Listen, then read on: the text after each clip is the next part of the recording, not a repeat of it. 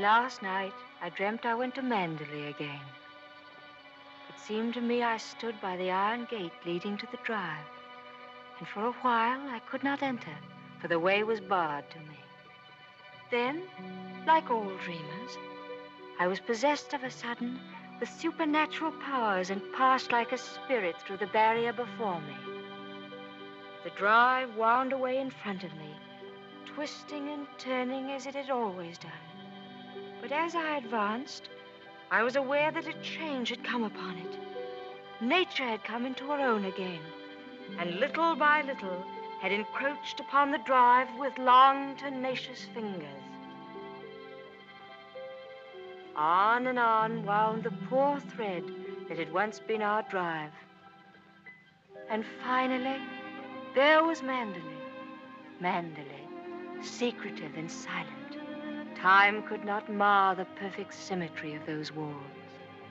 Moonlight can play odd tricks upon the fancy, and suddenly it seemed to me that light came from the windows. And then a cloud came upon the moon and hovered an instant like a dark hand before a face. The illusion went with it. I looked upon a desolate shell with no whisper of the past about its staring walls. We can never go back to Mandalay again. That much is certain. But sometimes, in my dreams, I do go back to the strange days of my life, which began for me in the south of France.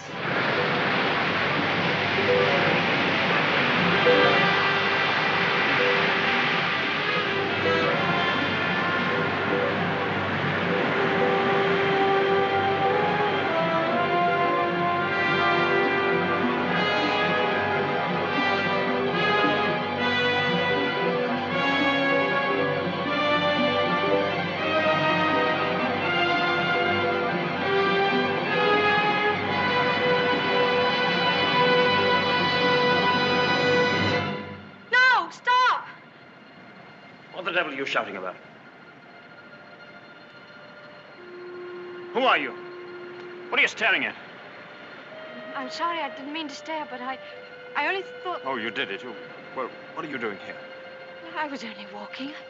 Well, get on with your walking. Don't hang about here screaming.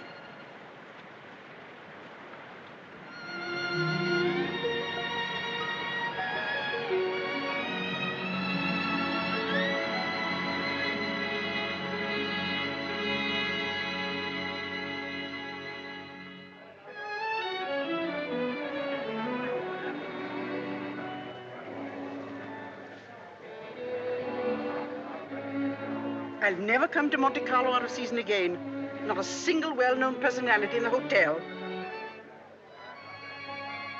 Stone cold. Waiter, garçon, call him. Tell him to get me some... Why, it's Max de Winter. How do you do?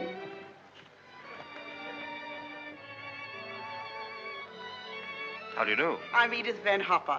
It's so nice to run into you here, just when I was beginning to despair of finding any old friends here in Monte. But do sit down and have some coffee. Mr. de Winter's having some coffee with me. Go and ask the stupid waiter for another cup.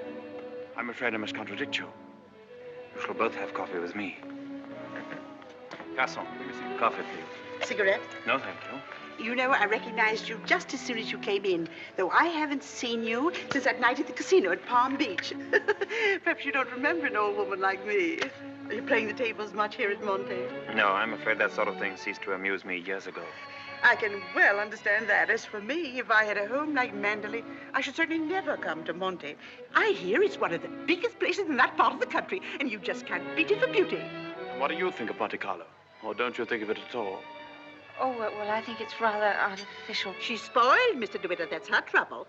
Most girls will give their eyes for a chance to see Monte. Wouldn't that rather defeat the purpose? Now that we've found each other again, I hope I shall see something of you. You must come and have a drink in my suite. I hope they've given you a good room. The place is empty, so if you're uncomfortable, mind you make a fuss. Your valet is unpacked for you, I suppose. I'm afraid I don't possess one. Perhaps you would like to do it for me. Well, I hardly think... perhaps you could make yourself useful to Mr. de Winter if he wants anything done. You're a capable child in many ways. That's a charming suggestion, but I'm afraid I cling to the old motto. He travels fastest who travels alone. Perhaps you've not heard of it. Good night. What do you make of that? Do you suppose that sudden departure was intended to be funny? Come, don't sit there gawking. Let's go upstairs. Have you got the key? Yes, Miss Van Hopper. I remember when I was younger, there was a well-known writer who used to dart down the back way whenever he saw me coming. I suppose he was in love with me and wasn't quite sure of himself. Well, c'est la vie. By the way, my dear, don't think that I mean to be unkind, but you were just a teeny-weeny bit forward with Mr. de Winter. Your effort to enter the conversation quite embarrassed me, and I'm sure it did him. Men loathe that sort of thing. Oh, come, don't sulk. After all, I am responsible for your behavior here. Perhaps he didn't notice it. Poor thing. I suppose he just can't get over his wife's death. They say he simply adored her.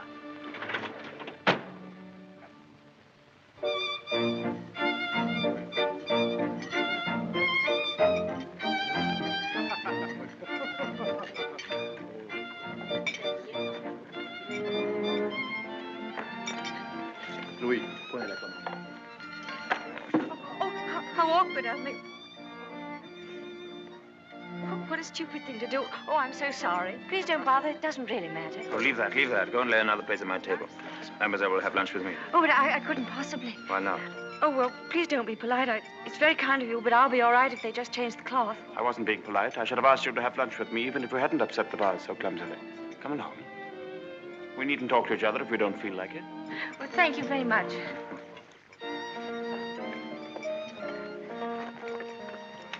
Oh, I'll just have some scrambled eggs. Oui, mademoiselle.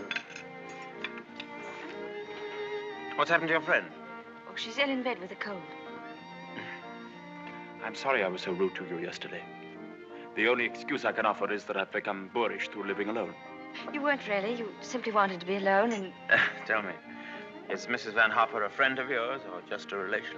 No, she's my employer. I'm what is known as a paid companion. I didn't know companionship could be bought.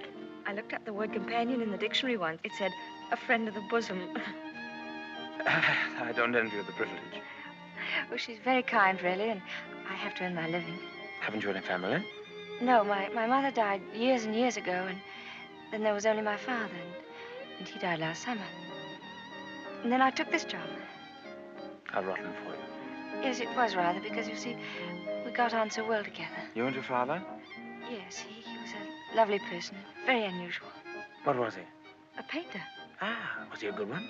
Well, I thought so, but people didn't understand him. Yes, that's often the trouble. He painted trees. At least, it was one tree. You mean he painted the same tree over and over again?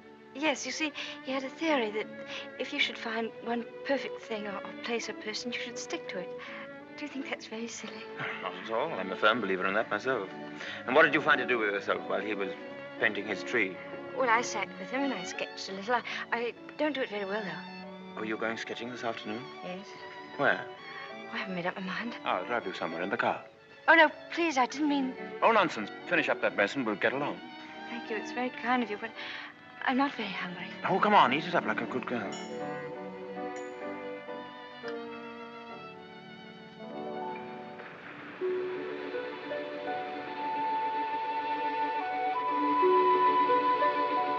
You've taken long enough for that sketch. I shall expect a really fine work of art.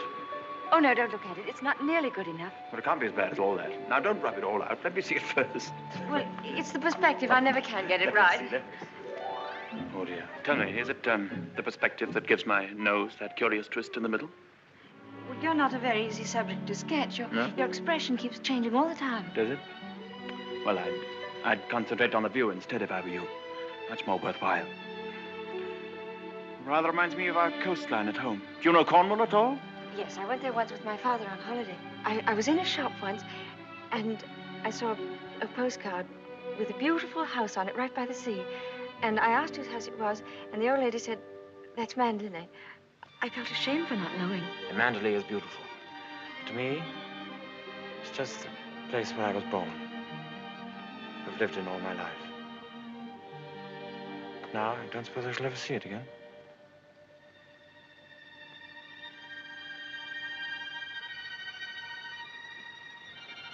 We're lucky not to be home during the bad weather, aren't we? I can't ever remember enjoying swimming in England till June, can you? The water's so warm here that I could stay in all day. There's a dangerous undertow, and there's a man drowned here last year. I never have any fear of drowning, have you?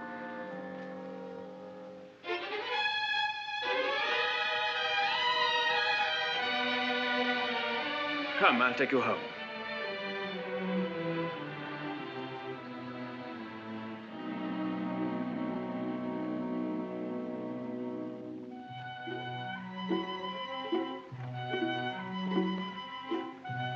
Oh, yes. I know Mr. de Winter well. I knew his wife, too. Before she married, she was the beautiful Rebecca Hildreth, you know.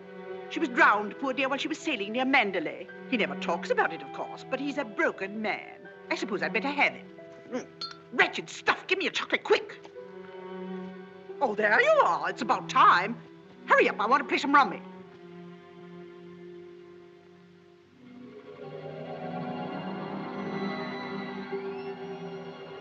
She was the beautiful Rebecca Hildreth, you know. They say he simply adored her. She was the beautiful Rebecca Hildreth, you know. I suppose he just can't get over his wife's death. She was the beautiful Rebecca Hildreth, you know. But he's a broken man. Bonjour. Well, where are you going? Oh, I thought I'd take a tennis lesson. Oh, I see. I suppose you've had a look at the pro, and he's desperately handsome, and you've conceived a schoolgirl crush on him. All right, go ahead and make the most of it. Off duty? Oh, yes, Mrs. Van Hopper's cold's turned into flu, so she's got to train nurse. I'm sorry for the nurse. You keen on tennis? No, not particularly. That's good. We'll go for a drive.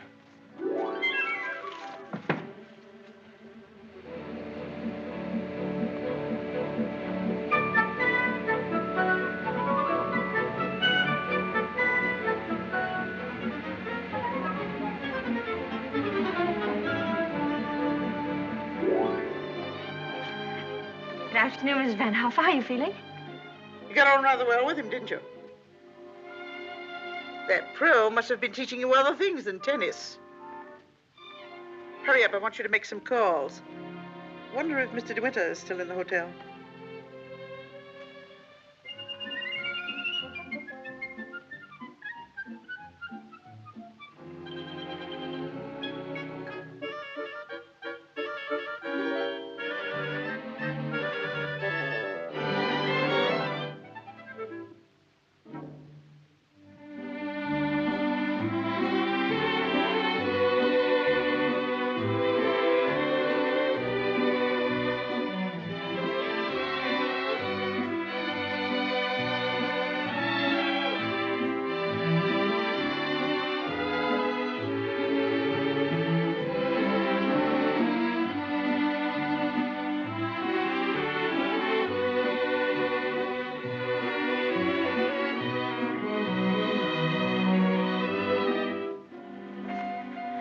May I go now? For the number of lessons you've had, you ought to be ready for Wimbledon. But this will be your last, so make the most of it. Trouble is, with me laid up like this, you haven't had enough to do. But I'm getting rid of that nurse today, and from now on, you'll stick to your job. Yes, Miss Van Harper. Nurse? Yes, Miss Van Harper? Are you absolutely sure you left those messages for Mr. De Winter? Why, yes, madame. I simply can't believe it. He would most certainly have called me back. Oh, well, poor boy. I simply hate to see him so alone.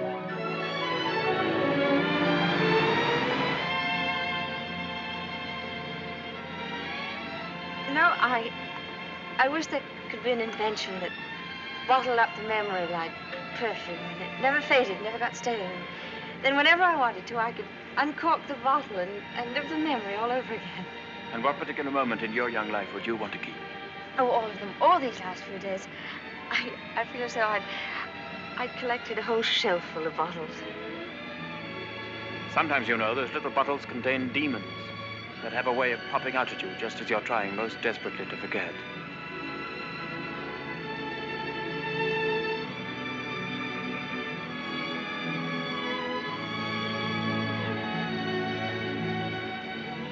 Stop biting your nails.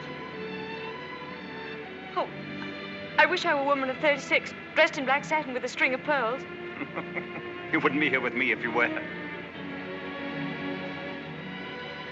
Would you please tell me, Mr. De Winter, why you asked me to come out with you? Oh, it's obvious that you want to be kind, but why do you choose me for your charity?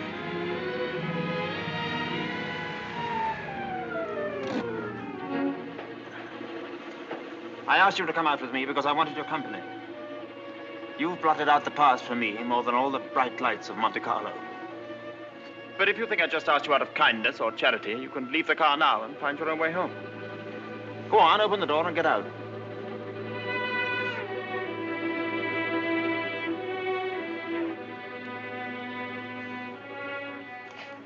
Better blow your nose. Please don't call me Mr. De Winter.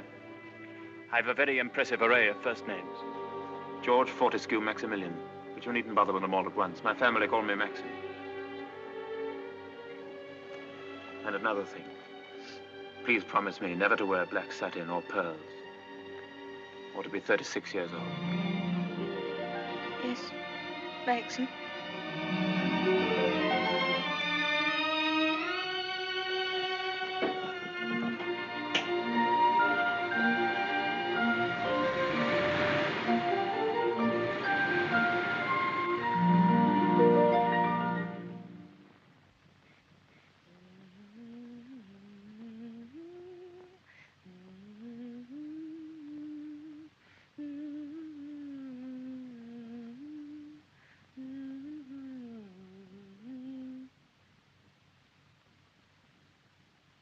For the love of Pete, come here.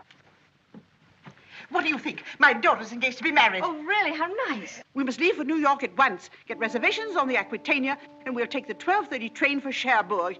Hurry up and get in a maid to help with the packing. We've no time to waste. Go on and don't dawdle. Mr. De Winter, please. Oh, he's gone out riding. He won't be back till noon. Oh. Well, give me the porter, please.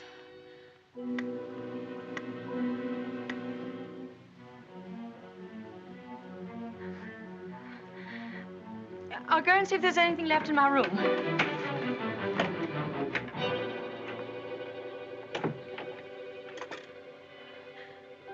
Has Mr. De Winter come in yet? Oh, he has. Would you connect me, please?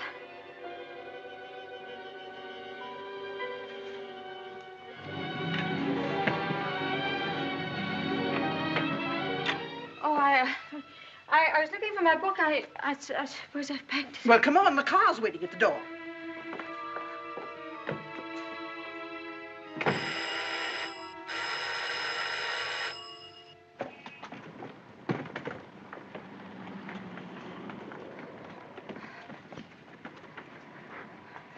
I'd like to leave a forwarding address if they happen to find that book. Would you ring Mr. De Winter, please? Yes, madame. 182.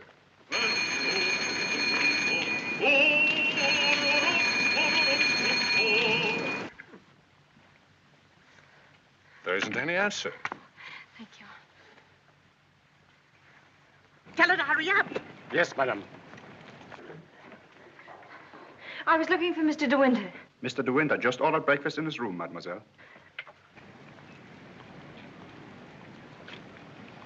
Come in.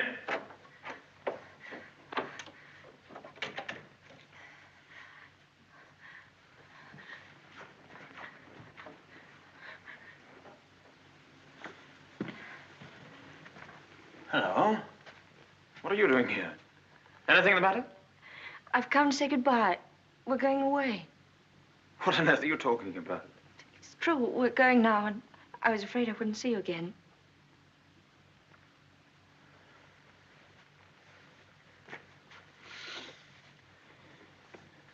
Where's she taking you to? New York. I don't want to go. I shall hate it. I shall be miserable.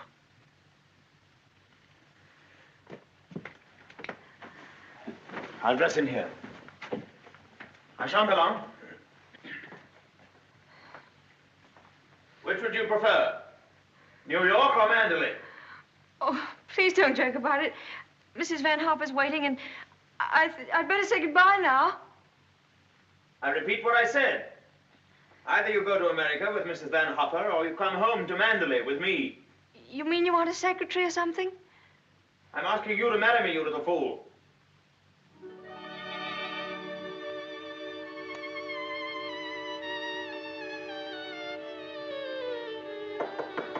Come in. Is that my food? I'm famished. I didn't have any breakfast.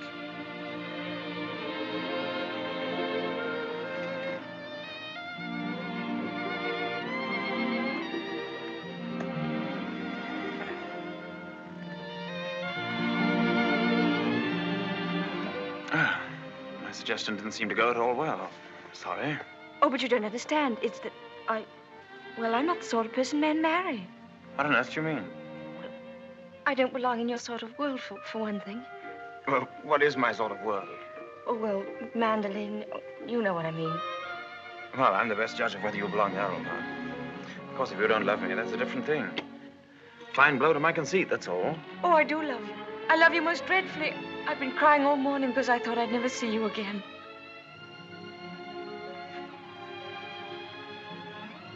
Bless you for that. I'll remind you of this one day. You won't believe me.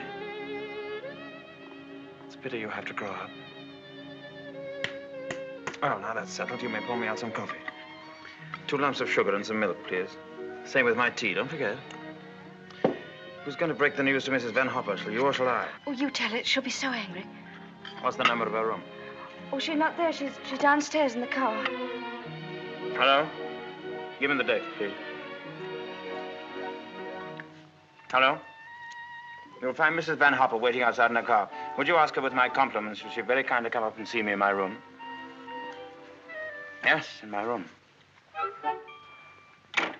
Mr. De Winter says, please, for you to come up to his room. Mr. De Winter? Why, certainly.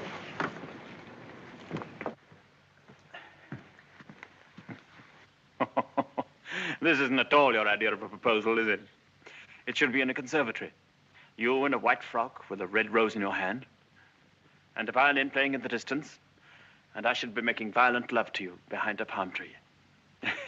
Poor darling. Never mind. Oh, I don't mind. Don't worry, don't worry. You won't have to say a word. I'm so glad you called me, Mr. De Winter.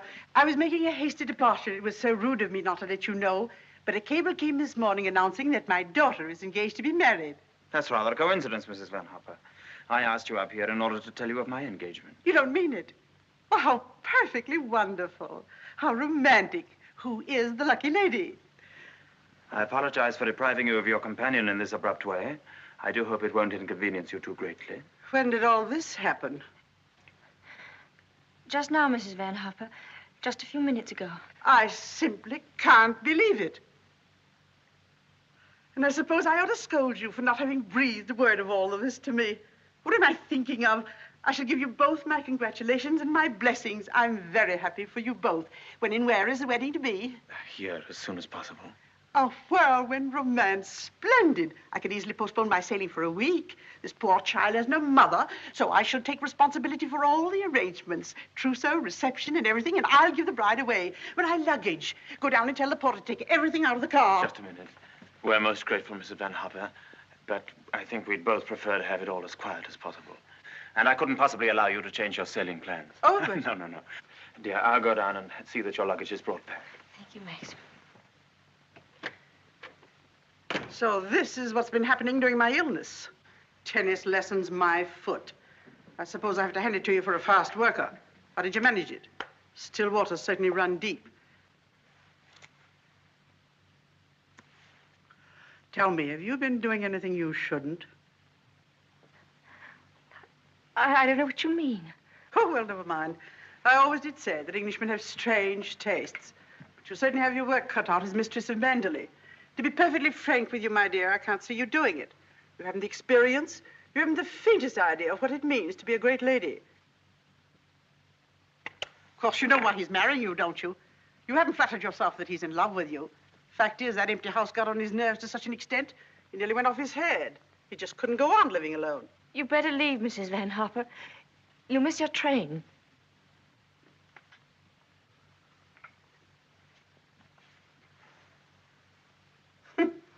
Mrs. De Winter. Goodbye, my dear, and good luck.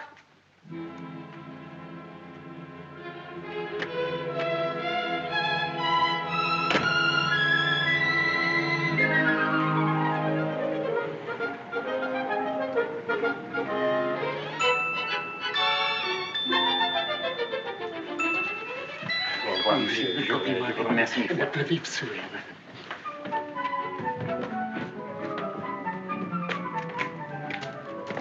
Monsieur, vous avez oublié votre carnet de mariage. Oh, What did he say? He says I've forgotten the proof that we're married. Oh, good heavens.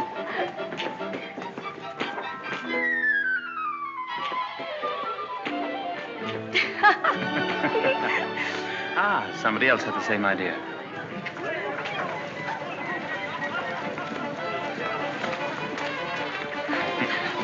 Isn't she sweet? Yes. You'd have liked a bridal veil, wouldn't you? Or at least... Madame, combien ça fait? Tous les deux. Je vous remercie. Yes. Oh, Max, you're lovely. Oh, how perfectly lovely. Oh, perfectly lovely.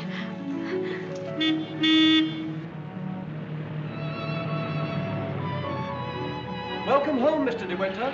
Thank you, Smith.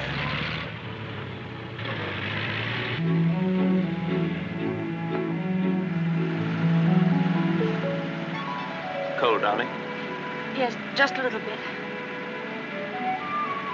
There's no need to be frightened, you know. Just be yourself and they'll all adore you.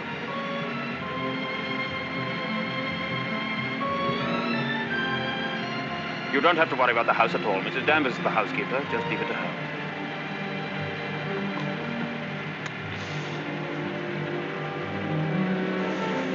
Hello. Starting to rain. Better hurry up. Here, have this. Put it over your head. Thank you.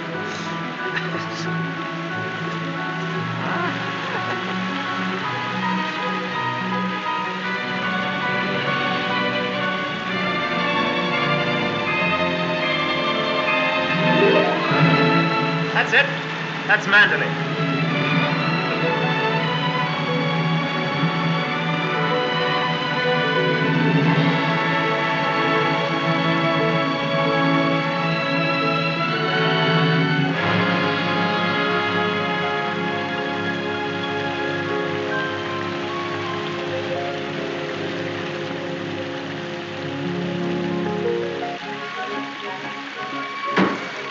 Here we are, Fritz. Everybody well? Yes, thank you, sir. We're glad to see you home, sir. This is Mrs. De Winter, Fritz. How do you do?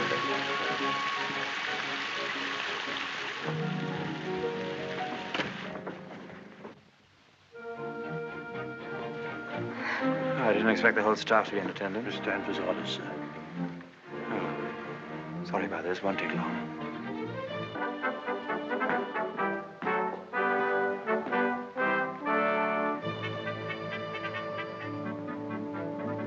This is Mrs. Danvers. How do you do? How do you do? I have everything in readiness for you.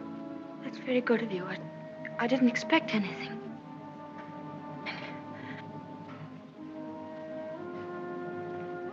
I think we'd like some tea, Frith. Ready in the library, sir. Come along, darling.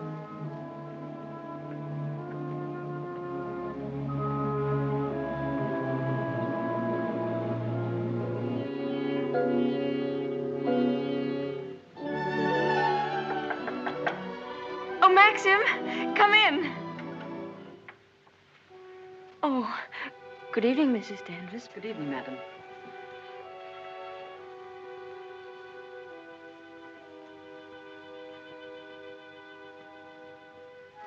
I hope Alice was satisfactory, madam. Oh, yes, thank you. Perfectly. She's the parlor maid. She'll have to look after you until your own maid arrives. Oh, but I haven't a maid. I'm sure Alice will do very nicely. I'm afraid that would not do for very long, madam. It's usual for ladies in your position to have a personal maid.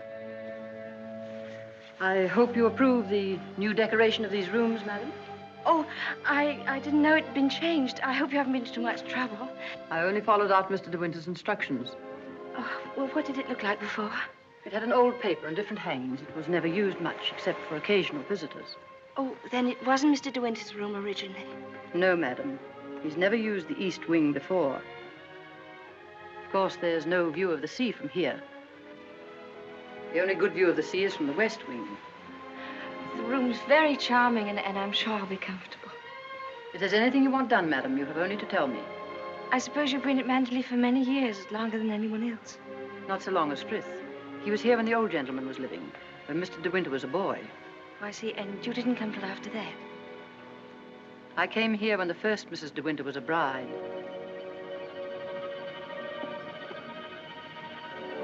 Mrs. Danvers, I do hope we'll be friends. You must be patient with me.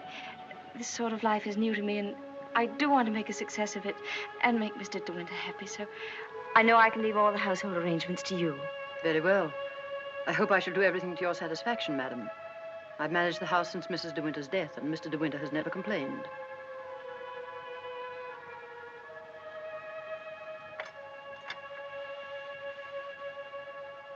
I think I'll go downstairs now.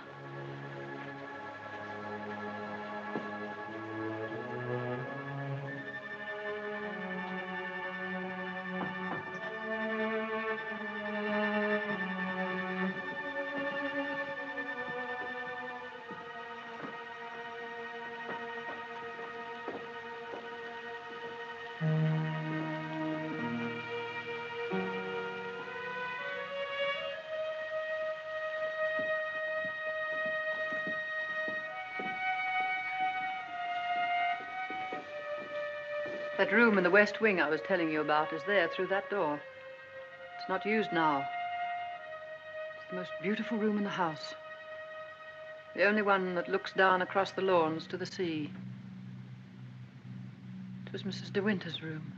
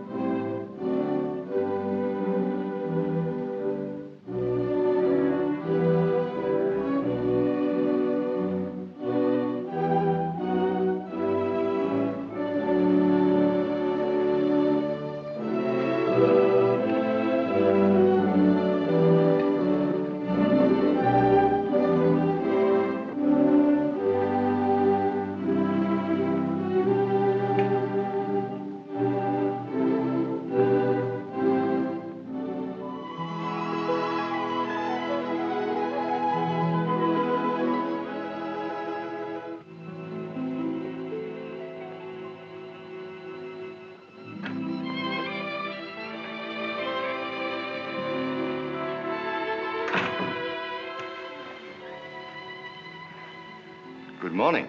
Good morning. You're Mrs. De Winter, aren't you? Yes. My name's Crawley. I manage the estate for Maxim. Awfully glad to meet you. There's a fearful lot of stuff piled up while Maxim was away. Yes, I'm sure there must have been. I do wish I could help with some of it. Oh, no. Frank never allows anybody to help him. He's like an old mother hen with his bills and rents and taxes. Come on, Frank, we must go over these estimates. I'll get my papers. You'll find quantities of breakfast over there, but you must eat it all or cook will be mortally offended. Well, I'll do my best, Maxim. I have to go over the place with Frank just to make sure that he hasn't lost any of it. You'll be all right, won't you? Getting acquainted with your new home. Have a look at the Times. There's a thrilling article on what's the matter with English cricket. Oh, yes. My sister Beatrice and her husband, Giles Lacey, have invited themselves over for lunch. Today? Yes. I suppose the old girl can't wait to look you over. You'll find her very direct. If she doesn't like you, she'll probably tell you so to your face. Don't worry, darling. I'll be back in time to protect you from her. Goodbye, darling. Goodbye, Maxim. Goodbye. Goodbye.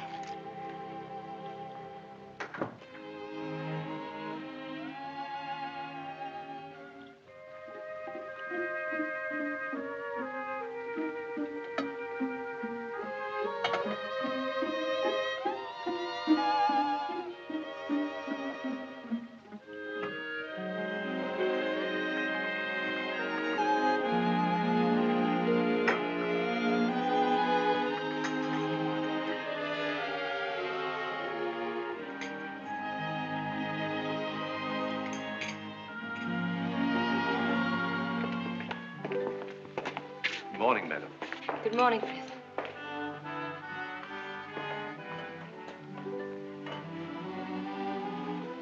Isn't there anything I could get for you, madam? Oh, no, thank you, Frith. I'm really not very hungry. Thank you. The paper, madam. Oh, yes, thank you, Frith.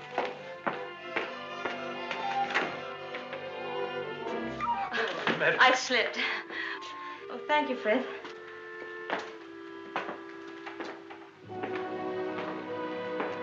It's big, isn't it? Yes, madam. Mandalay is a big place. This was the banquet hall in the old days. It is still used on great occasions, such as a big dinner or a ball. And the public is admitted here, you know, once a week. That's nice.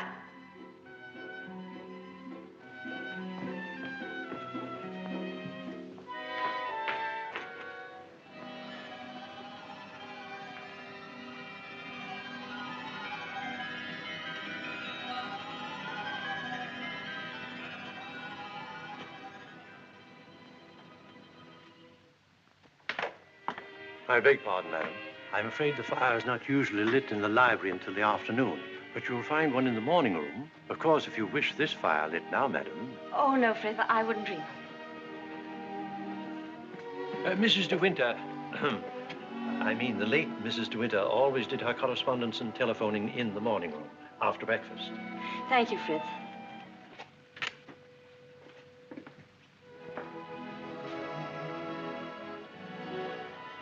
Is anything wrong, madam? Oh, no. Which way is the morning room? Oh, it's that door there, on the left. Oh, yes, thank you.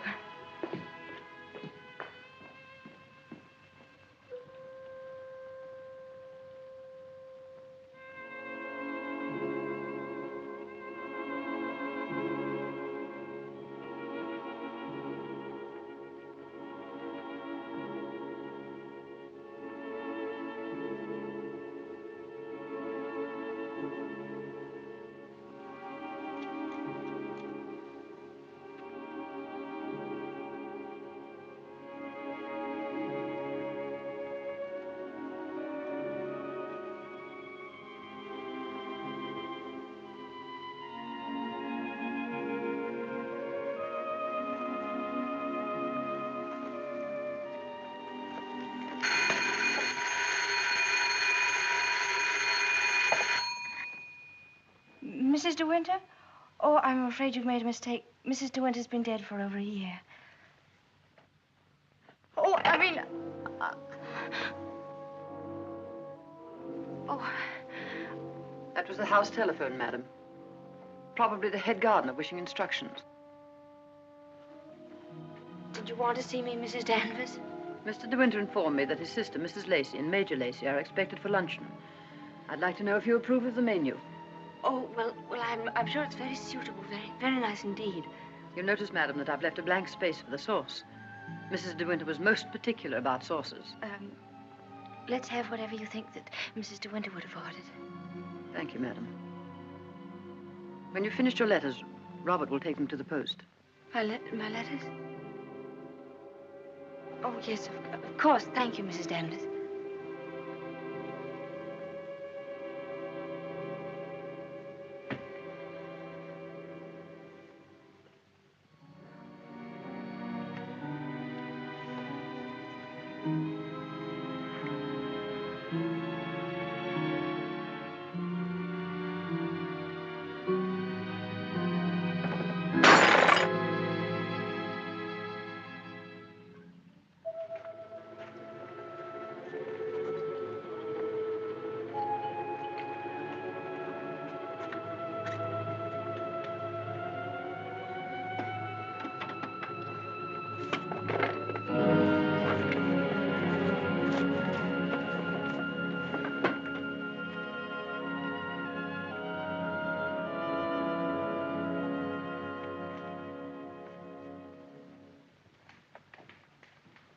How are you, Frith? Good morning, Mrs. Lacey. Where's Mr. de Winter? I believe he went down to the farm with Mr. Crawley. How tiresome of him not to be here when we arrive, and how typical.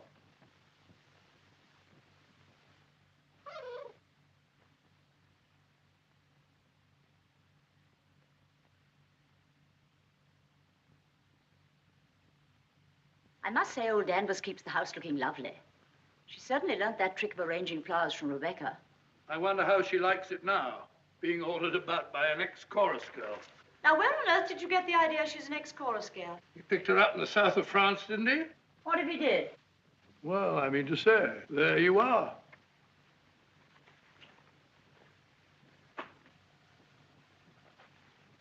How do you do? I'm Maxim's wife. How do you do? Well, I must say you're quite different from what I expected. Oh, but Cecilia, she's exactly what I told you she'd be. Well, how do you like Mandela? Very beautiful, isn't it? And how do you get along with Mrs. Danvers? Well, I've never met anyone quite like her before. You mean she scares you? She's not exactly an oil painting, is she? Giles, you're very much in the way here. Go somewhere else. Well, I'll try and find Maxim, shall I? Giles? I didn't mean to say anything against Mrs. Danvers. Oh, there's no need for you to be frightened of her. But I shouldn't have any more to do with her than you can help. Shall we sit down?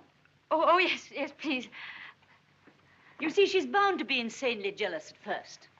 And she must resent you bitterly. Why should she? Don't you know? I should have thought Maxim would have told you. She simply adored Rebecca.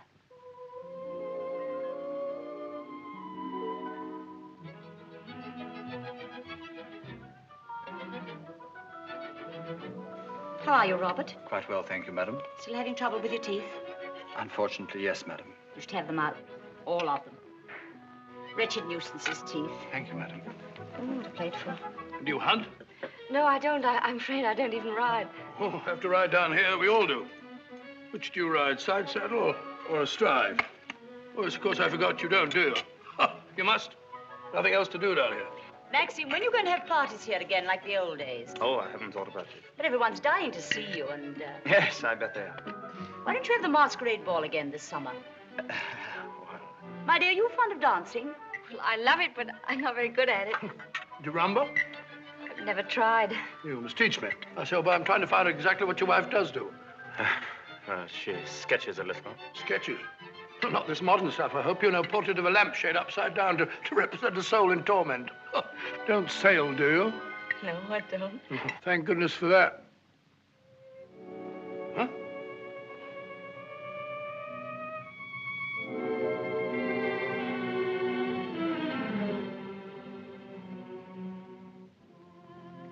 You're very much in love with Maxim, aren't you? Yes, I can see you are. Don't mind my saying so, but why don't you do something about your hair?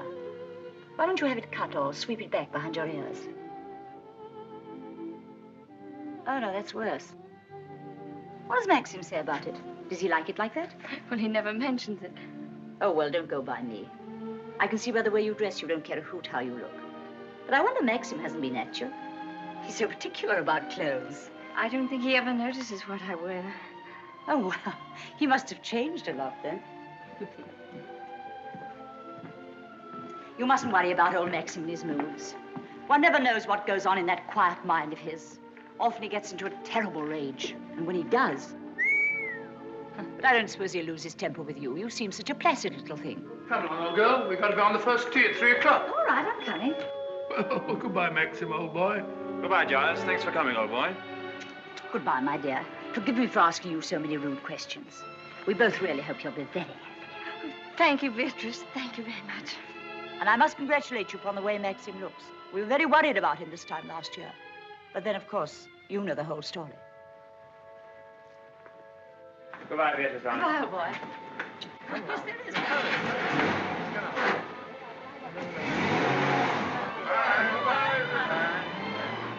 Well, thank heavens they've gone. Now we can have a walk about the place. Looks as though we might have a shower, but you won't mind that, will you? No, but wait a minute. I'll go upstairs and get a coat. There's a heap of Macintoshes in the flower room. Robert, run and get a coat from the flower room for Mrs. de Winter, will you? What do you think of Beatrice? Oh, I liked her very much, but she kept saying that I was quite different from what she expected. What the devil did she expect? Oh, someone smarter and more sophisticated, I'm afraid. Oh. Do you like my hair?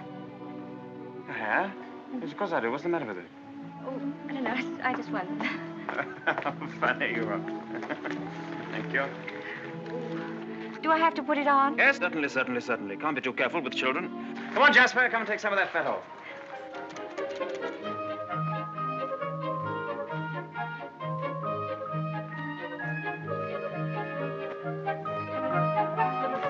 Jasper! Here, not that way. Come here. Where does that lead to? Oh, it leads to a little cove where we used to keep a boat. Oh, let's go down there. Well, no, it's a perfectly dull, uninteresting stretch of sand, just like any other. Oh, please. Well, all right, we'll walk down and take a look if you really want to.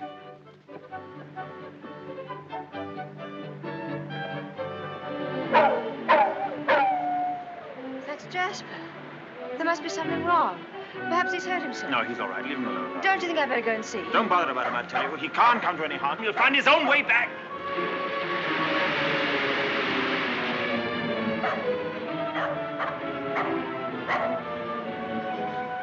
Jasper! Jasper! Oh, there you are.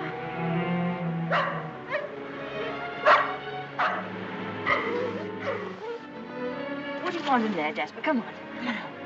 Let's go home. Jasper.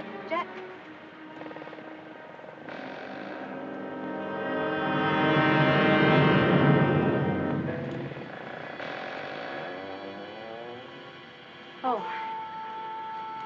I didn't know that there was anybody. I know that dog.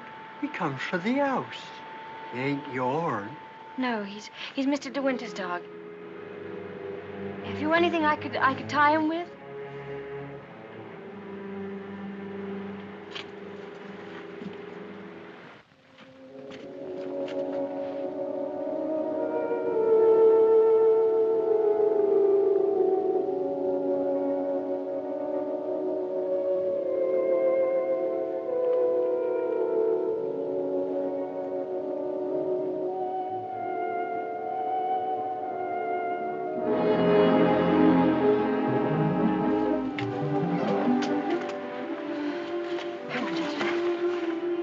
Anyone you saw me in there, will you?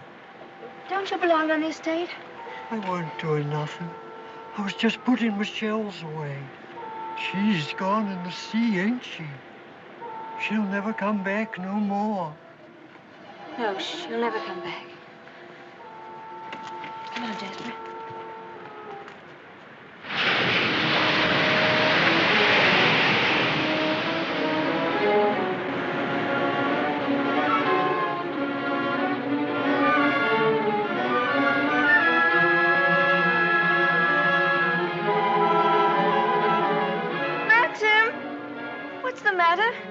Maxim! I'm sorry I was such a time, but I had to find a rope for Jasper. Hurry up, Jasper, for heaven's sake. Please wait for me. Maxim, what is it? You look so angry. You know I didn't want you to go there, but you deliberately went. Why not? There was only a cottage down there and a strange man who was... You didn't go into the cottage, did you? Yes, the door Well, was... don't go there again, you hear? Why not? Because I hate the place, and if you had my memories, you wouldn't go there or talk about it or even think about it. What's the matter? Oh, I'm sorry, please. You should have stayed away. We should never have come back to Mandalay. Oh, what a fool I was. I made you unhappy. Somehow I've hurt you. Oh, I can't bear to see you like this. Because I love you so much. Do you? Do you? Ah, I've made you cry. Forgive me. I sometimes seem to fly off the handle for no reason at all. Don't I? Come. We'll go home and have some tea and forget all about it. Yes, let's forget all about it. Here, let me have Jasper.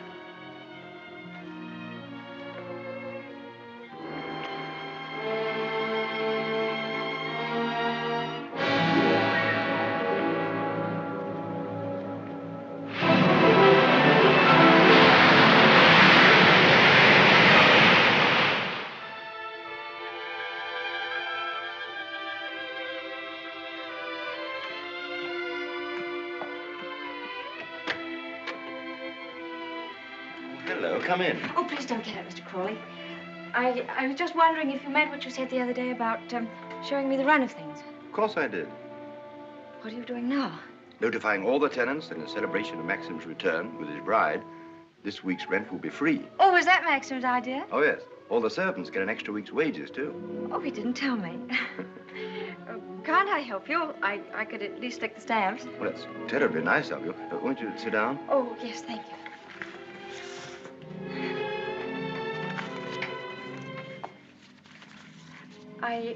I was down at the cottage on the beach the other day.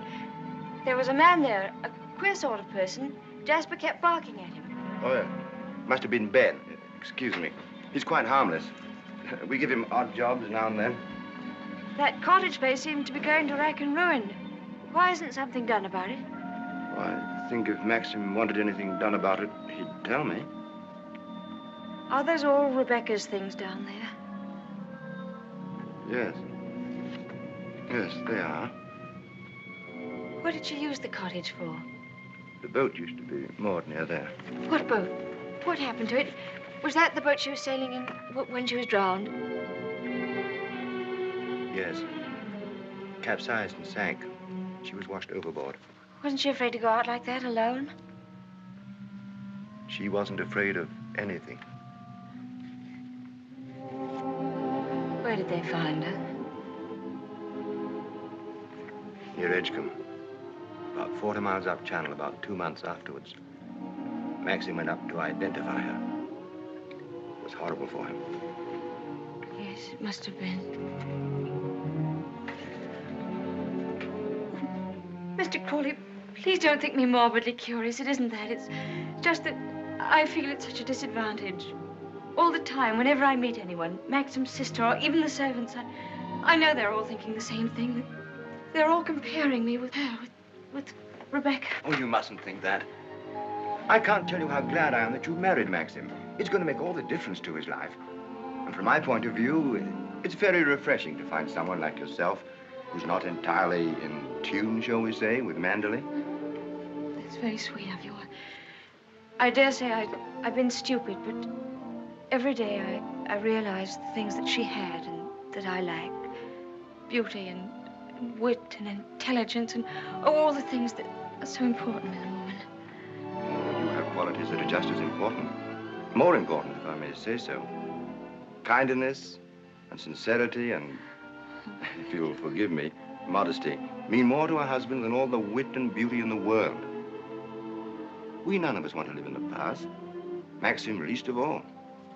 It's up to you, you know, to lead us away from it. I promise you I won't bring this up again, but before we end this conversation, would you answer just one more question? If it's something I'm able to answer, I'll do my best. Tell me, what was Rebecca really like?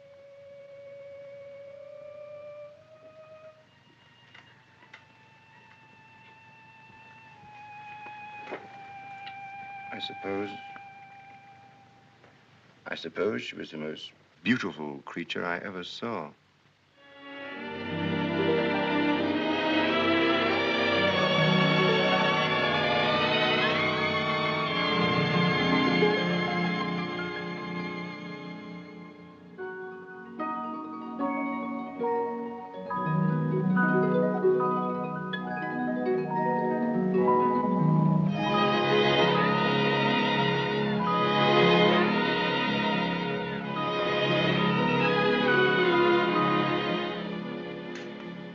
Good evening, Maxim. Hello. The films of the honeymoon have arrived at last. We timed, you think, before dinner?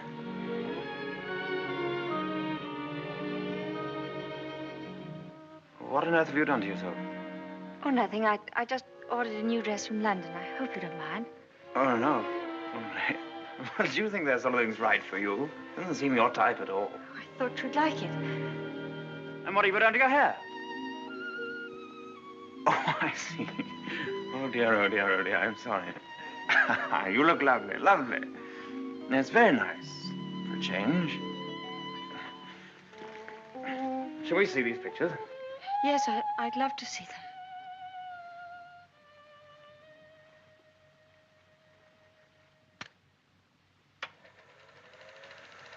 Ah, look now. Oh, look at that. Wasn't it wonderful, darling? Can't we go back there someday? Yes, of course, of course. Ah, look at you. Won't our grandchildren be delighted when they see how lovely you were? Oh, look at you. Yes. Oh, I see. Oh, I like that. Look at that. That's very nice. Oh, remember that. Yes. Oh, I wish our honeymoon could have lasted forever, Maxim. Oh, dash it, look. Oh, hang it. Threaded it up wrong, as usual, or something. Yes, Fritz, what is it? Excuse me, sir. May I have a word with you? Yes. Come in. It's about Robert, sir. There's been a slight unpleasantness between him and Mrs. Danvers. Oh, dear. Robert is very upset. Oh, this is trouble. What is it? It appears that Mrs. Danvers has accused Robert of stealing a valuable ornament from the morning room. Robert denies the accusation most emphatically, sir. What was the thing, anyway? China Cupid, sir. Oh, dear, that's one of our treasures, isn't it? Well, tell Mrs. Danvers to get to the bottom of it somehow and tell her I'm sure it wasn't Robert. Very good, sir. Oh, why do they come to me with these things? That's your job, sweetheart. Maxim, I wanted to tell you, but, well, I forgot. The fact is, I broke the China Cupid. You broke it? Now, why on earth didn't you say something about it when Fritz was here? I don't know. I didn't like to. I was afraid he'd think me a fool. Well, he'd think you much more of a fool now. You'll have to explain to him and Mrs. Danvers. Oh, no, Maxim, you do it. I'll go upstairs. Don't be such a little idiot, darling. Anybody would think you were afraid of them. It's all a mistake, Mrs. Danvers. Apparently, Mrs. de Winter broke the cupid herself and forgot to say anything about it. I'm so sorry. I never thought that I'd get Robert into trouble. Is it possible to repair the ornament, madam? No, I'm afraid it isn't. It was smashed into pieces. What did you do with the pieces? Well, I put them at the back of one of the drawers in the writing desk. Well, it looks as though Mrs. de Winter were afraid you were going to put her in prison, doesn't it, Mrs. Danvers? Well, never mind. Do what you can to find the pieces, see if they can be mended, and above all, tell Robert to dry his tears. I shall apologize to Robert, of course. Perhaps if such a thing happens again, Mrs. de Winter will tell me personally. Yes, yes, all right. Thank you, Mrs. Danvers.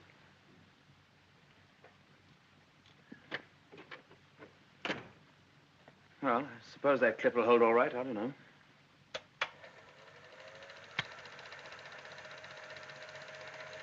I'm awfully sorry, darling. It was very careless of me. Mrs. Danvers must be furious with me. Oh, hang Mrs. Danvers. Why on earth should you be frightened of her?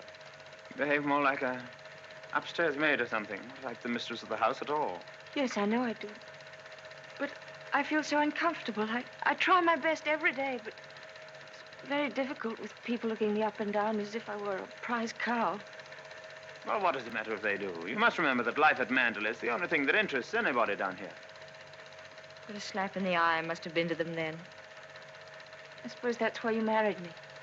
Because you knew I was dull and gauche and inexperienced, and there could never be any gossip about me. Gossip? What do you mean? I don't know. I just said it for something to say.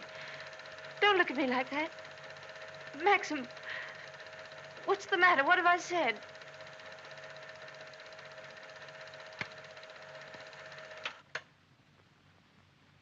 Wasn't a very attractive thing to say, was it? No. It was rude, hateful.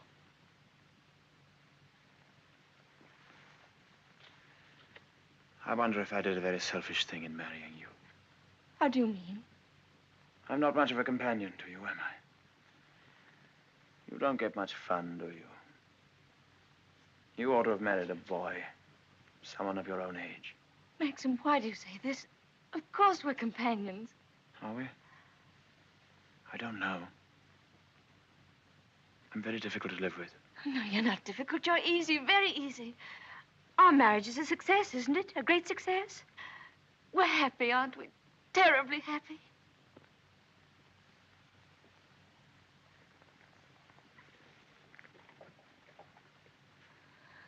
If you don't think we are happy, it would be much better if you didn't pretend.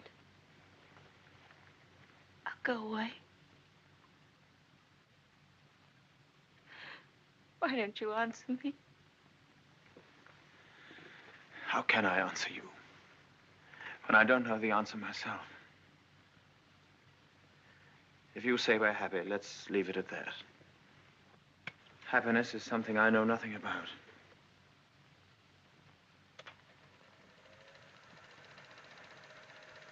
Oh, look. There's the one when I left the camera running on the tripod, remember?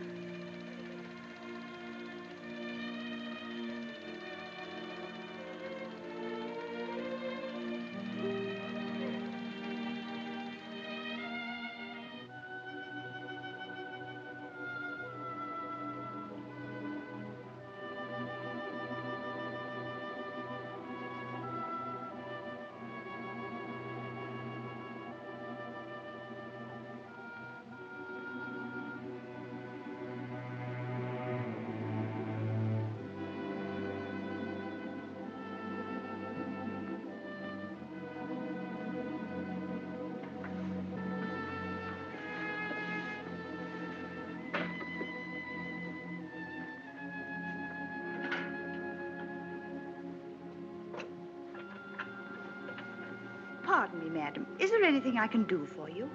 Yes, I'm all right, Hilda. Thank you very much. I'll bring the sandwiches immediately, madam.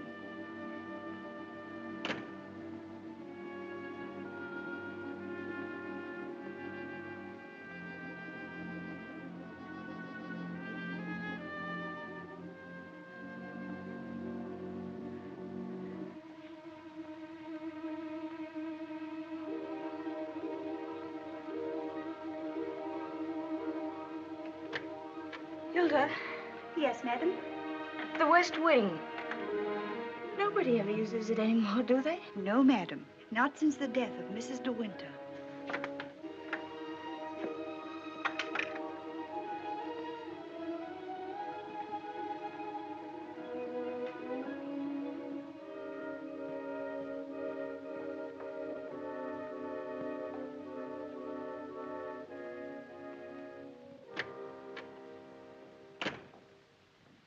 Come along, Mr. Jack, or someone may see you.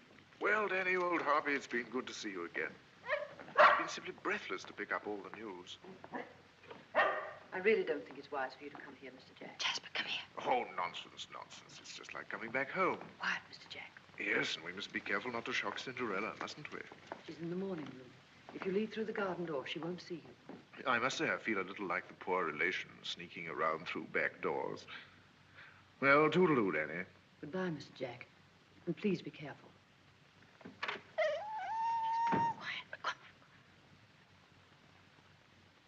Looking for me? Oh, I didn't make you jump, did I? No, of course not. I didn't quite know who it was. Yes. You're pleased to see me, aren't you, old boy? I'm glad there's someone in the family to welcome me back to Manderley. And, how is dear old Max? Very well, thank you. I hear he went up to London, left his little bride all alone. It's too bad. Isn't he rather afraid that somebody might come down and carry you off? Danny, all your precautions were in vain. The mistress of the house was hiding behind the door. Oh, what about presenting me to the bride? This is Mr. Favell, madam. How do you do? How do you do? Well, won't you have some tea or something? Well, now, isn't that a charming invitation? I've been asked to stay to tea, Danny, and I have a good mind to accept. Oh, well, perhaps you're right. Pity, just we're getting on so nicely. We mustn't lead the young bride astray, must we, Jasper? Goodbye. It's been fun meeting you.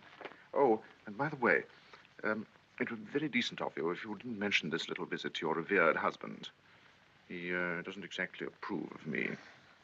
Very well. That's very sporting of you. I wish I had a young bride of 3 months waiting for me at home. I'm just a lonely old bachelor. Fare thee well. Oh, and I know what was wrong with that introduction. Danny didn't tell you, did she? I'm Rebecca's favorite cousin. Toodaloo.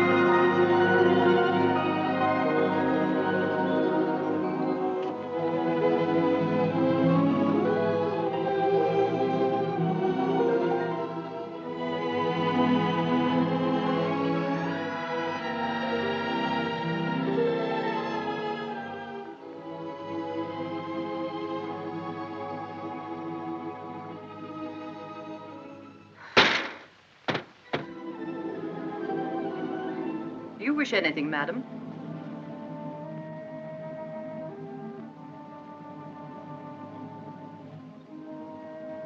I didn't expect to see you, Mrs. Danvers. I noticed that the window wasn't closed, and I came up to see if I could fasten it. Why did you say that? I closed it before I left the room. You opened it yourself, didn't you? You've always wanted to see this room, haven't you, madam? Why did you never ask me to show it to you? I was ready to show it to you every day.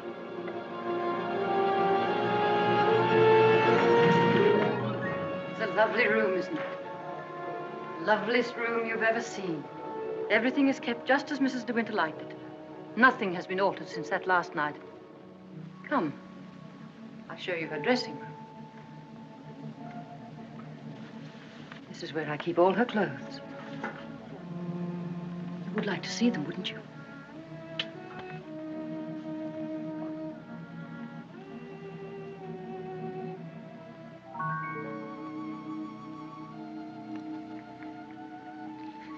Feel this. It was a Christmas present from Mr. de Winter. He was always giving her expensive gifts the whole year round. I keep her underwear on this side. They were made specially for her by the nuns in the convent of St. Clair. I always used to wait up for her, no matter how late. Sometimes she and Mr. de Winter didn't come home until dawn. While she was undressing, she'd tell me about the party she'd been to. She knew everyone that mattered. Everyone loved her. When she'd finished her bath, she'd go into the bedroom and go over to the dressing table.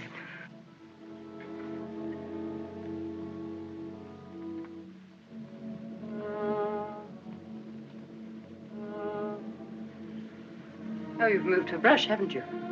There, that's better. Just as she always laid it down. Come on, Danny. Hair drill, she would say. I'd stand behind her like this and brush away for 20 minutes at a time. And then she would say, "Good night, Danny," and step into her bed.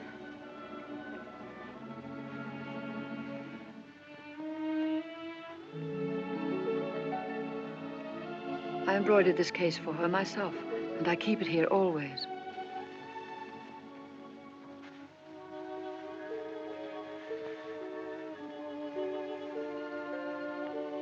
Did you ever see anything so delicate?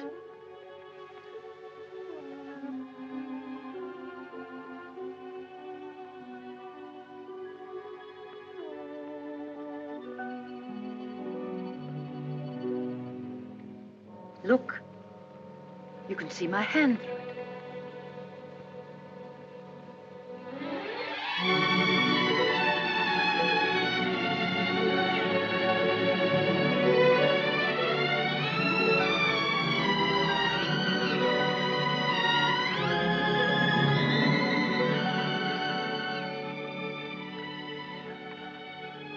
You wouldn't think she'd been gone so long, would you?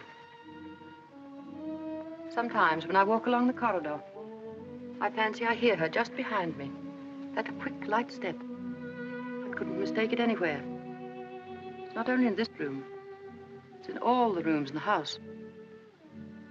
I can almost hear it now. Do you think the dead come back and watch the living? I don't believe it. Sometimes.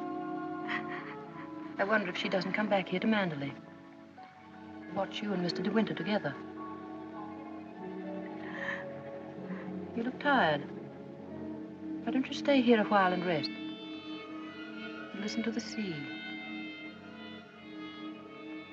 So soothing. Listen to it. Listen. Listen to the sea.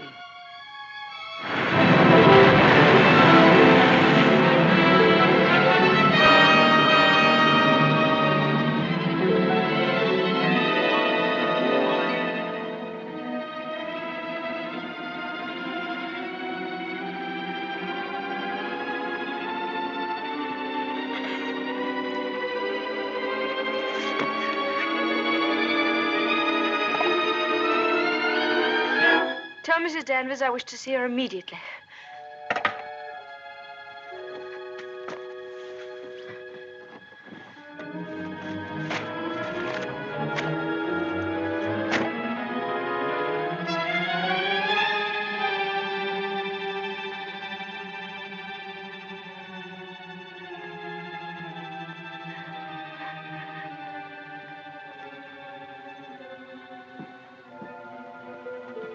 You sent for me, madam? Yes, Mrs. Danvers. I want you to get rid of all these things. But these are Mrs. De Winter's things. I am Mrs. De Winter now. Very well, I'll give the instructions.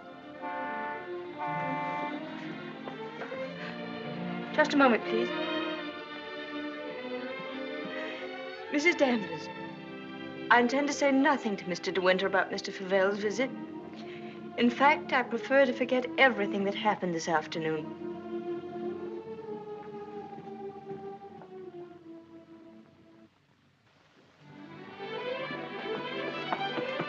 Maxim, you've been gone all day. Choking. Oh. Well.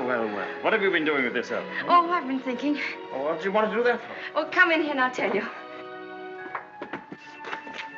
Darling, could we have a costume ball, just as you used to? Now, what put that into your mind? Has Beatrice been at you? No, but I feel that we ought to do something to make people feel that Manderley is just the same as it always was. Please, darling, could we? You don't know what it would mean, you know. You would have to be a hostess to hundreds of people. All the county. And a lot of young people will come up from London and turn the house into a nightclub. Oh, yes, but I want to. Oh, please. I've never been to a large party, but I could learn what to do, and I promise you, you wouldn't be ashamed of me.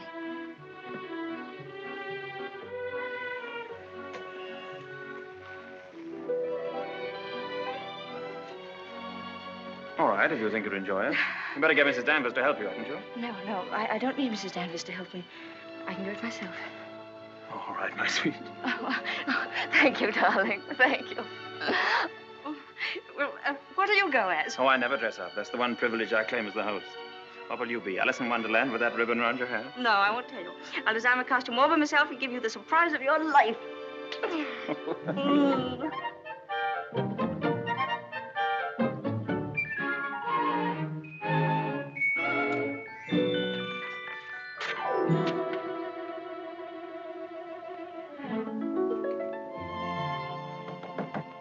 Come in.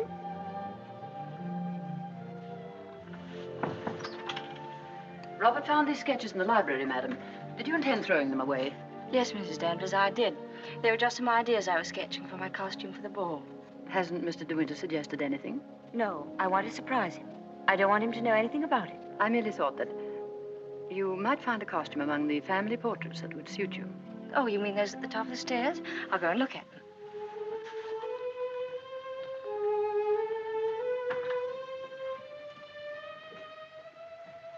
This one, for instance. It might have been designed for you. I'm sure you could have it copied. I've heard Mr. De Winter say that this is his favorite of all the paintings. It's Lady Caroline De Winter, one of his ancestors. Oh, well, that's a splendid idea, Mrs. Danvers. I'm very grateful.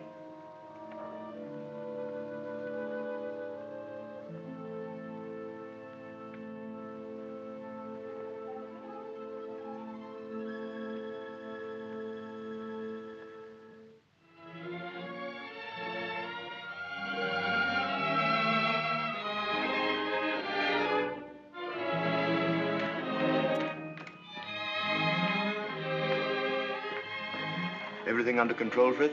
Yes, thank you. Excuse me, sir. Are you supposed to be a schoolmaster? Oh, no. This is just my old cap and gown. Certainly makes a very nice costume, sir. And economical, too. Yes, that was the idea.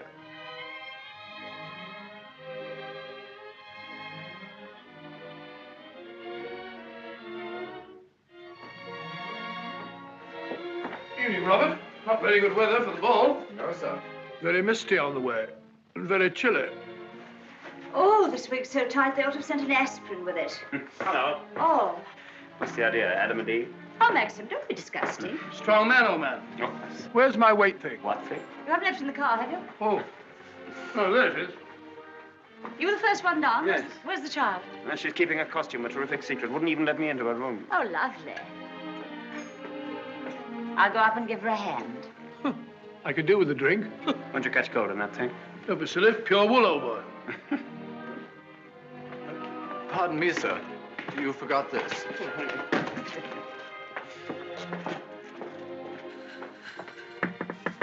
Here I am, dear. It's Bee. I've come to give you a hand. Oh, please don't come in, Beatrice. I don't want anyone to see my costume. Oh. Oh, well, you won't be long, will you? Because the first people will be arriving any moment. Now, you're sure that's where that should be? Yes, madam, it's just right. Oh, isn't it exciting? Indeed it is, madam. I've always heard of the Mandalay Ball, and now I'm really going to see one. Sure, there'll be no one there to touch you, madam. Do you really think so? Now, where's my fan? Now, you're sure I look all right? You look ever so beautiful.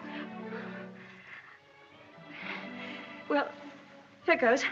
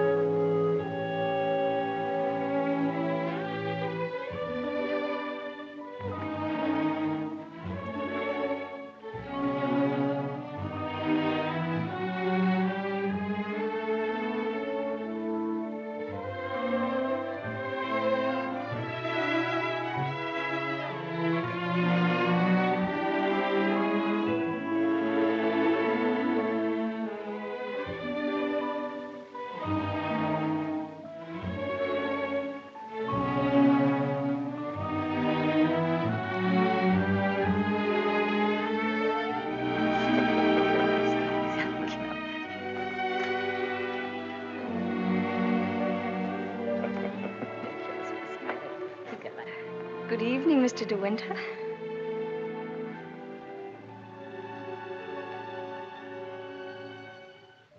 What the devil do you think you're doing? But it's the picture, the one in the gallery. What is it? What have I done? Go and take it off. Doesn't matter what you put on, anything will do. What are you standing there for? Didn't you hear what I said? Sir George and Lady Moore. Dudley Tennant, Admiral and Lady Burbank.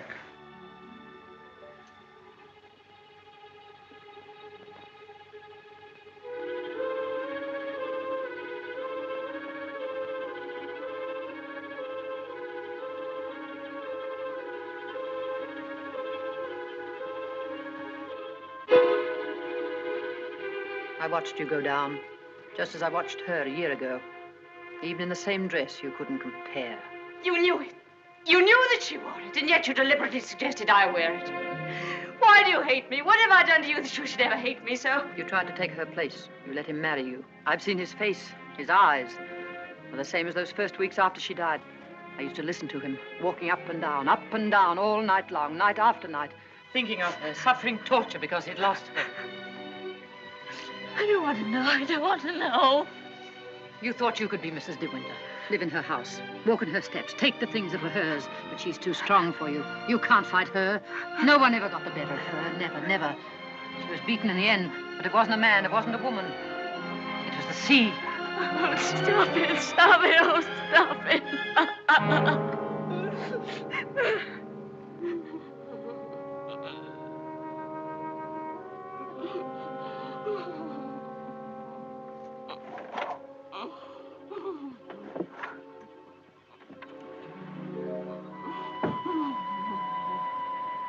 You're overwrought, madam.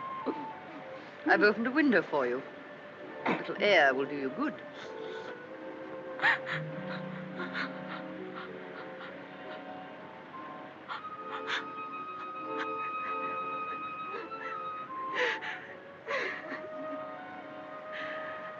Why don't you go? Why don't you leave Manderley? He doesn't need you. He's got his memories. He doesn't love you. He wants to be alone again with her. You've nothing to stay for. You've nothing to live for, really, have you? Look down there. It's easy, isn't it? Why don't you? Why don't you? Go on. Go on. Don't be afraid.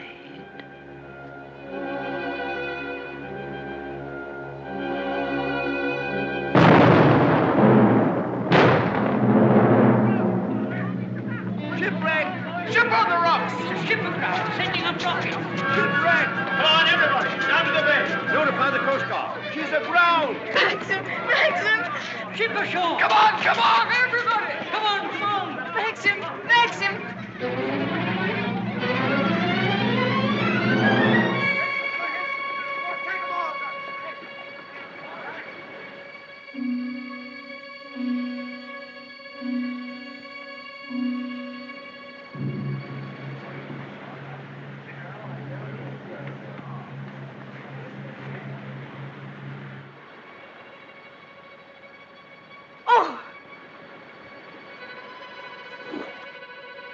Ben, have you seen Mr. De Winter anywhere?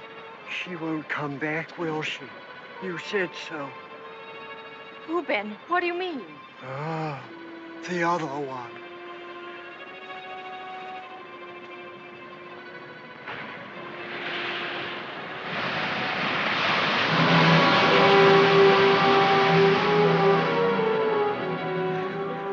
Frank, have you seen Maxim anywhere? Not since about half an hour ago. I thought he'd gone up to the house. No, he hasn't been in the house at all, and I'm afraid something might have happened to him. Frank, what's the matter? Is anything wrong? There is something wrong. Well, the diver who went down to inspect the bottom of the ship came across the hull of another boat. A little sailboat.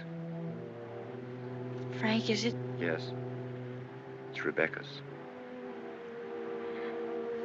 How did they recognize it? was a local man. Knew it instantly.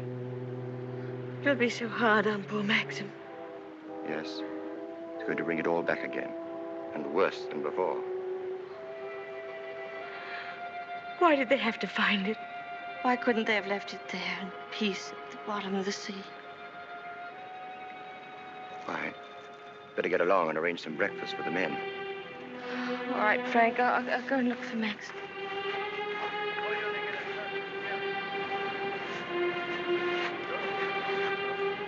Headed for the reef.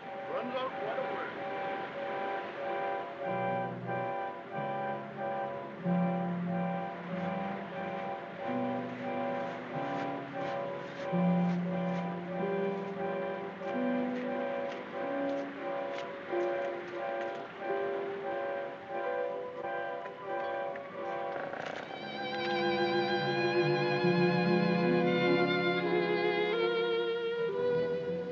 Hello.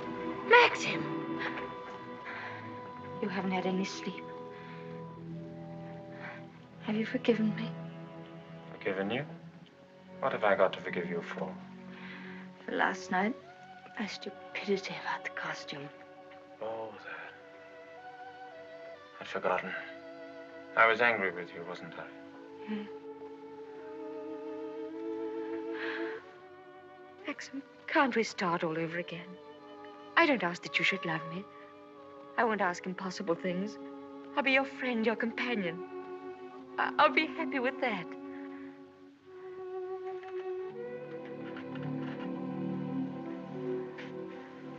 You love me very much, don't you?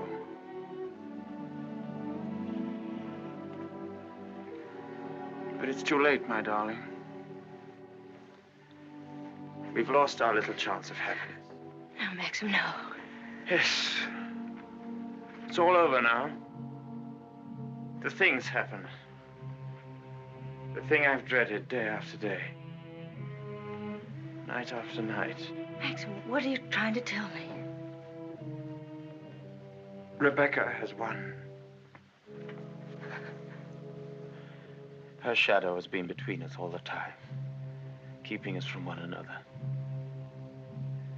She knew that this would happen. What are you saying? They sent a diver down. He found another boat. Yes, I know. Frank told me.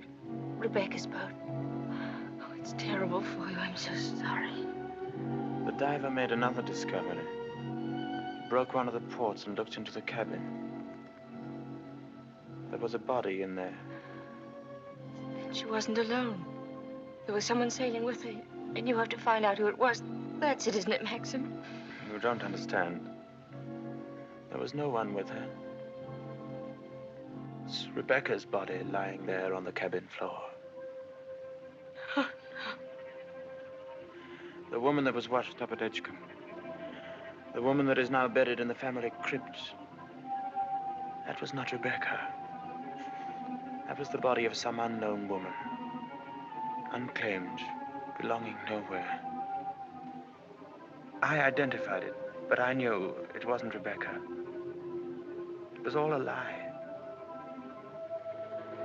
I knew where Rebecca's body was. Lying on that cabin floor on the bottom of the sea. How did you know, Maxim? Because I put it there.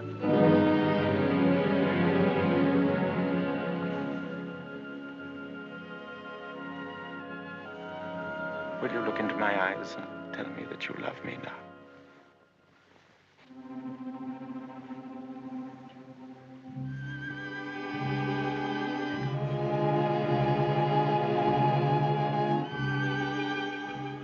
See? I was right. It's too late.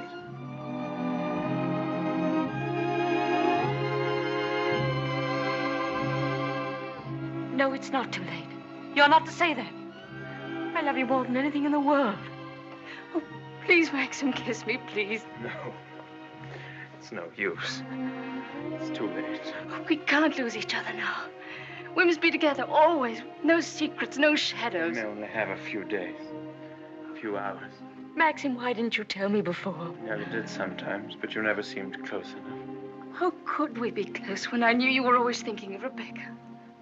How could I even ask you to love me when I knew you loved Rebecca still? What are you talking about? What do you mean? Whenever you touched me, I knew you were comparing me with Rebecca. Whenever you looked at me or spoke to me or walked with me in the garden, I knew you were thinking, this I did with Rebecca, and this, and this. Oh, it's true, isn't it? You thought I loved Rebecca? You thought that? I hated her.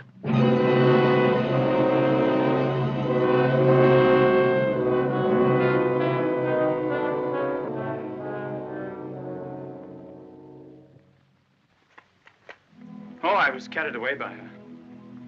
Enchanted by her, as everyone was. And when I was married, I was told I was the luckiest man in the world. She was so lovely, so accomplished, so amusing. She's got the three things that really matter in a wife, everyone said. Breeding, brains, and beauty. And I believed them completely. But I never had a moment's happiness with her.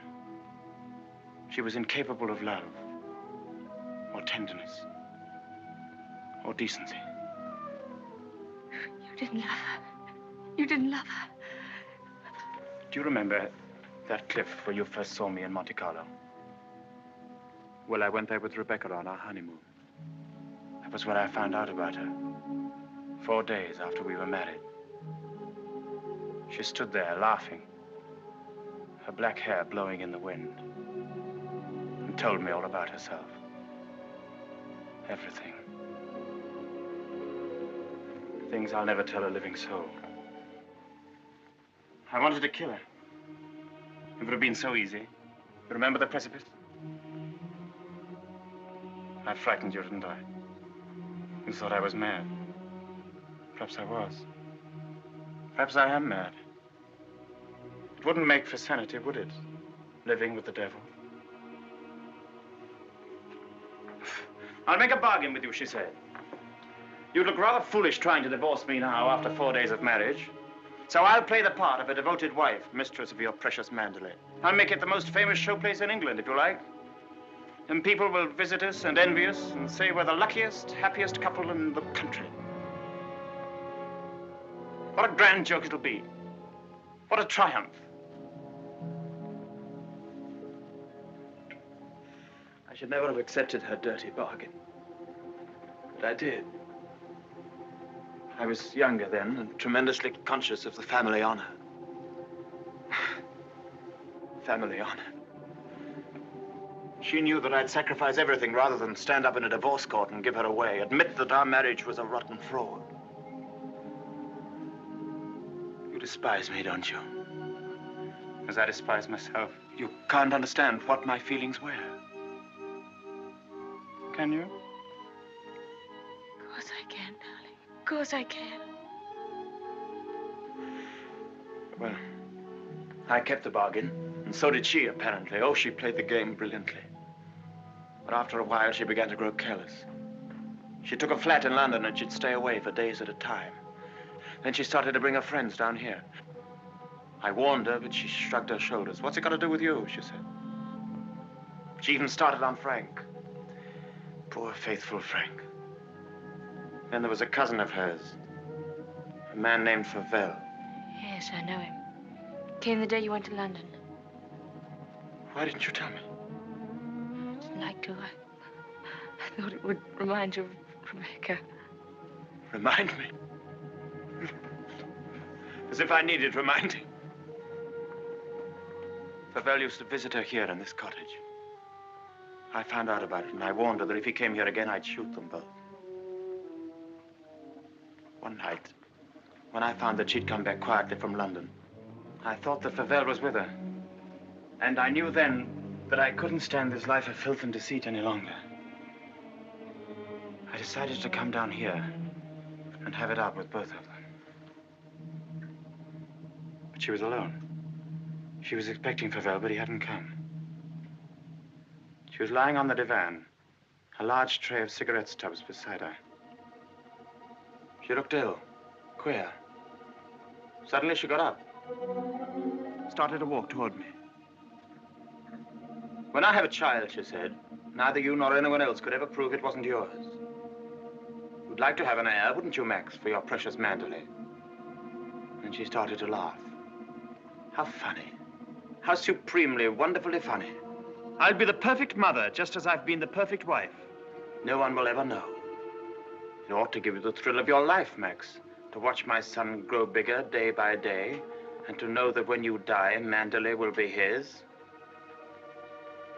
She was face to face with me. One hand in her pocket, the other holding a cigarette. She was smiling. Well, Max, what are you going to do about it? Aren't you going to kill me? I suppose I went mad for a moment. I must have struck her. She stood staring at me. She looked almost triumphant. Then she started toward me again, smiling. Suddenly she stumbled and fell.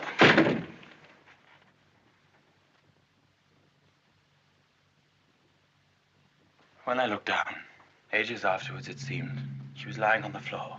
She'd struck her head on a heavy piece of ship's tackle. I remember wondering why she was still smiling. And I realized she was dead. But you didn't kill her. It was an accident. Who would believe me? I lost my head. I just knew I had to do something. Anything. I carried her out to the boat. It was very dark. There was no moon. I put her in the cabin.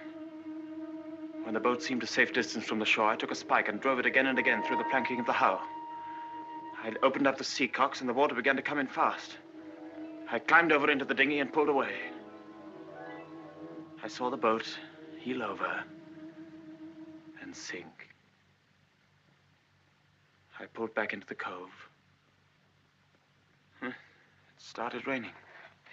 Maxim, does anyone else know of it? No, no one except you and me. We must explain it. It's got to be the body of someone you've never seen before. No, they're bound to know her. Her rings, bracelets she always wore. They'll identify her body. Then they'll remember the other woman. The other woman buried in the crypt. If they find out it was Rebecca, you must simply say that you made a mistake about the other body. That the day you went to Edgecombe, you were ill. You didn't know what you were doing. Rebecca's dead. That's what we've got to remember. Rebecca's dead. She can't speak. She can't bear witness. She can't harm you anymore. We're the only two people in the world that know, Maxim. You and I.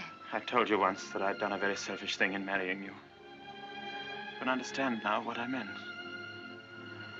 I've loved you, my darling. I shall always love you. But I've known all along that Rebecca would win in the end. No, no. She hasn't won. No matter what happens now, she hasn't won.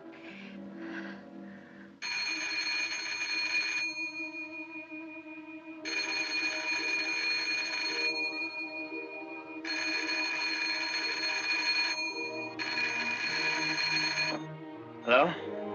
Hello? Oh. Hello, Frank. Hello, Frank. Yes. Who? Colonel Julian? Yes, tell him I'll meet him there as soon as I possibly can. What? Oh, well, say we could talk about that when we're sure about the matter. What's happened? Colonel Julian called. He's the chief constable of the county. He's been asked by the police to go to the mortuary. He wanted to know if I could possibly have made a mistake about that other body.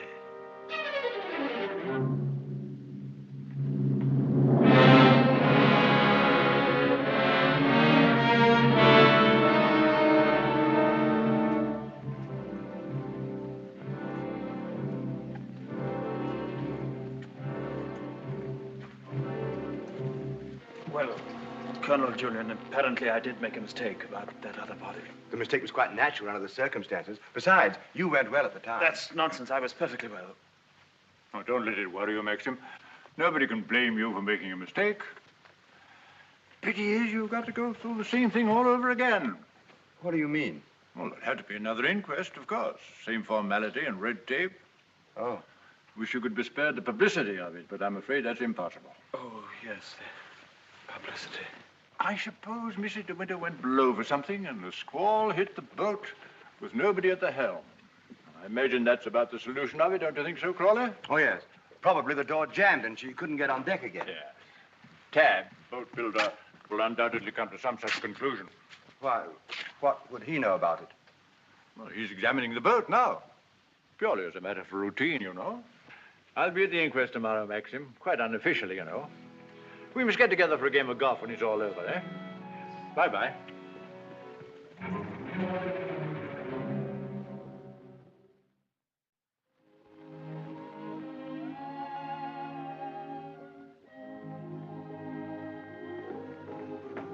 I have the evening papers, madam. Would you care to see them? Oh, no, thank you, Frith. And I prefer that Mr. De Winter weren't troubled with them either. I understand, madam. Permit me to say that we're all most distressed outside. Oh, thank you, Frith. I'm afraid the news has been a great shock to Mrs. Danvers. Yes, I rather expected it would be. It seems there's to be a coroner's inquest, madam? Yes, Frith, it's purely a formality. Of course, madam. I wanted to say that if any of us might be required to give evidence, I should be only too pleased to do anything that might help the family. Oh, thank you, Frith. Why, I'm sure Mr. De Winter will be very happy to hear it, but I don't think anything will be necessary.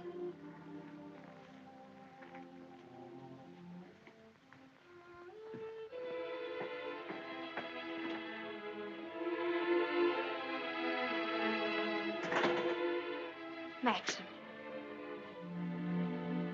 Hello, darling. Oh, Maxim, I'm worried about what you'll do at the inquest tomorrow. What do you mean?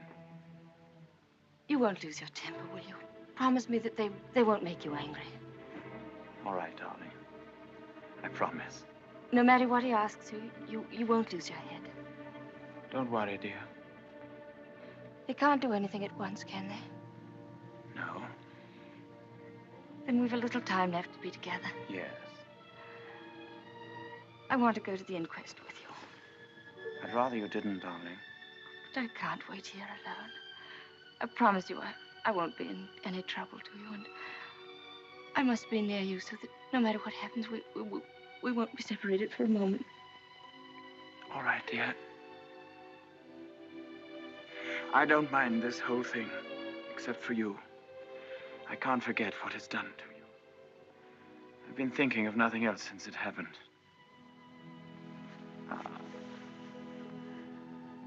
It's gone forever.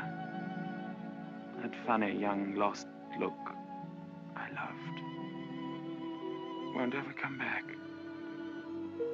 I killed that when I told you about Rebecca. It's gone. In a few hours, you've grown so much older. Maxim.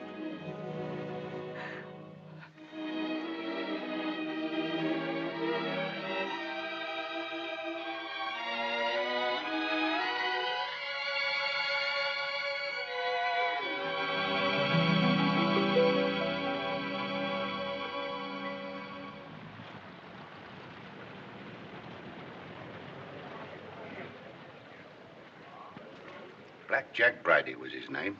The most important arrest I ever made. It must have been about 2 years ago now. Of course, there was no doubt about it. He was hung a month after I caught him. Hello, wait a minute. They've got old Balmy Ben up now. You remember the late Mrs. De Winter, don't you? She's gone. Yes, we know that.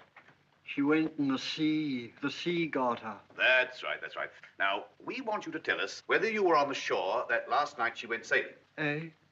Were you on the shore that last night she went out when she didn't come back? I didn't see nothing. I don't want to go to the asylum. Them cruel folks there. Now, nobody's going to send you to the asylum. All we want you to do is to tell us what you saw. I didn't see nothing. Come, come. Did you see Mrs. de Winter get into her boat that last night? I don't know nothing. I don't want to go to the asylum. Very well, you may go. You may go now. Now, Mr. Tabb. Yes, sir. Step forward, please.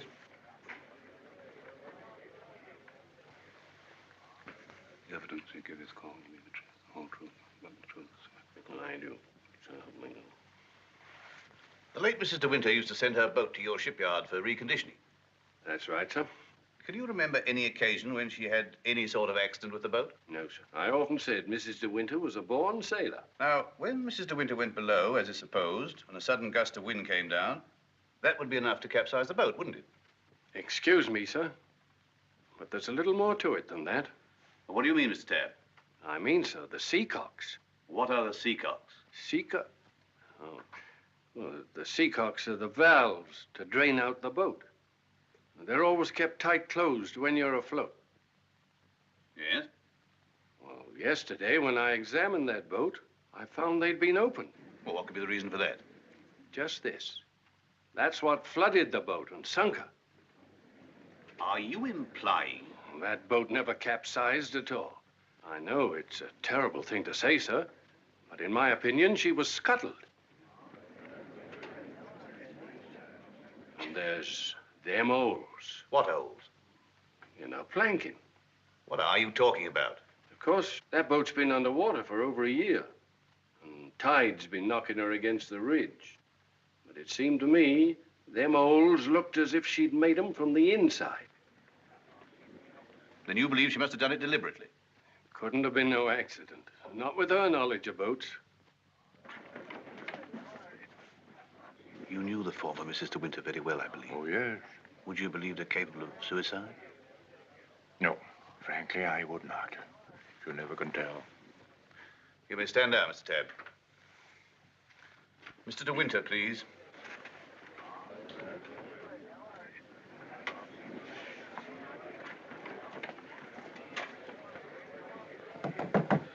I'm sorry to drag you back for further questioning, Mr. de Winter, but you've heard the statement of Mr. Tabb. I wonder if you can help us in any way. I'm afraid not. Can you think of any reason why there should be holes in the planking of the late Mrs. de Winter's boat? Well, of course I can't think of any reason. Has anyone ever discussed these holes with you before? Well, since the boat has been at the bottom of the ocean, I scarcely think that likely. Mr. de Winter, I want you to believe we all feel very deeply for you in this matter, but you must remember that I don't conduct this inquiry for my own amusement. That's rather obvious, isn't it? I hope that it is. Well, since Mrs. de Winter went sailing alone, are we to believe that she drove those holes herself? Well, you may believe what you like. Can you enlighten us as to why Mrs. de Winter should have wanted to end her own life? I know of no reason whatever. Mr. de Winter, however painful it may be, I have to ask you a very personal question. Were relations between you and the late Mrs. de Winter perfectly happy? Were relations between you and the late Mrs. de Winter perfectly happy? I won't stand this any longer, and you might as well know now. My wife, she's fit. We'll adjourn till after lunch. Mr. de Winter, I presume you'll be available for us then? I told you should have had some breakfast. You're hungry, that's what's the matter with you.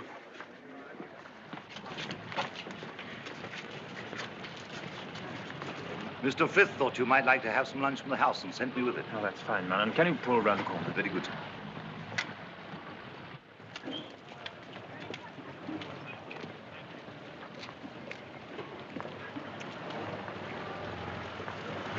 Awfully foolish of me fainting like that. Nonsense. If you hadn't fainted like that, I'd have really lost my temper. Darling, please be careful.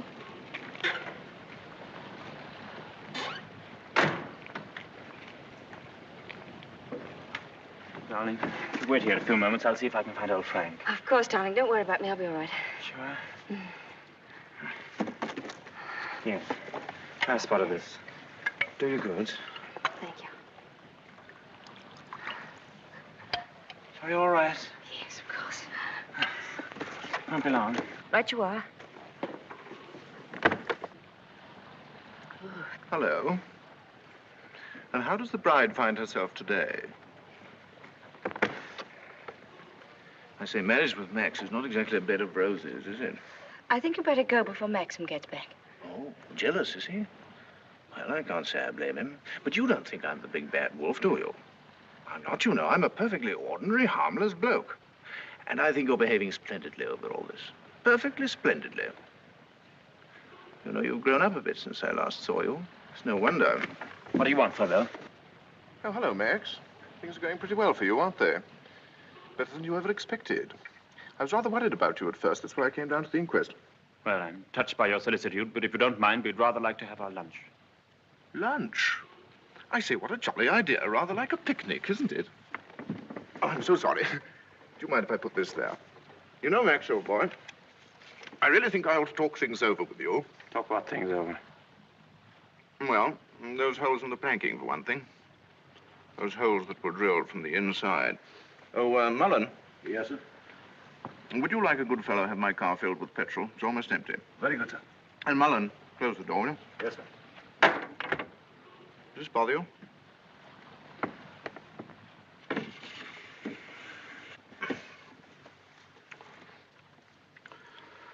You know, boy, I have a strong feeling that before the day is out, somebody's going to make use of that rather expressive, though somewhat old-fashioned term, foul play.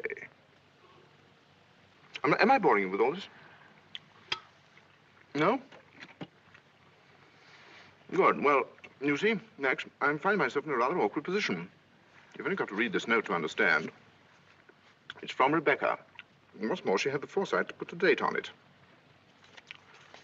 She wrote it to me the day she died.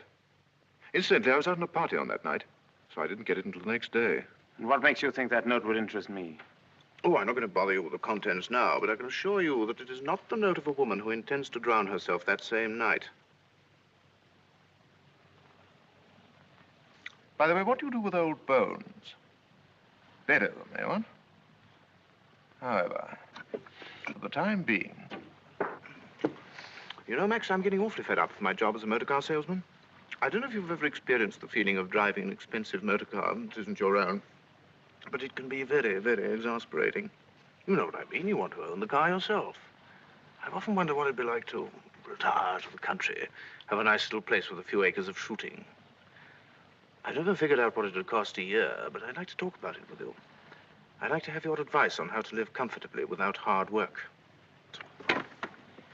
Hello, Favell. Are you looking for me, Maxim? Yes. Mr. Favell and I have a little business transaction on hand. I think we had better conduct it over at the inn. They may have a private room there. Well, see you later. Find Colonel Julian. Tell him I want to see him immediately. Come on, Favell, let's go.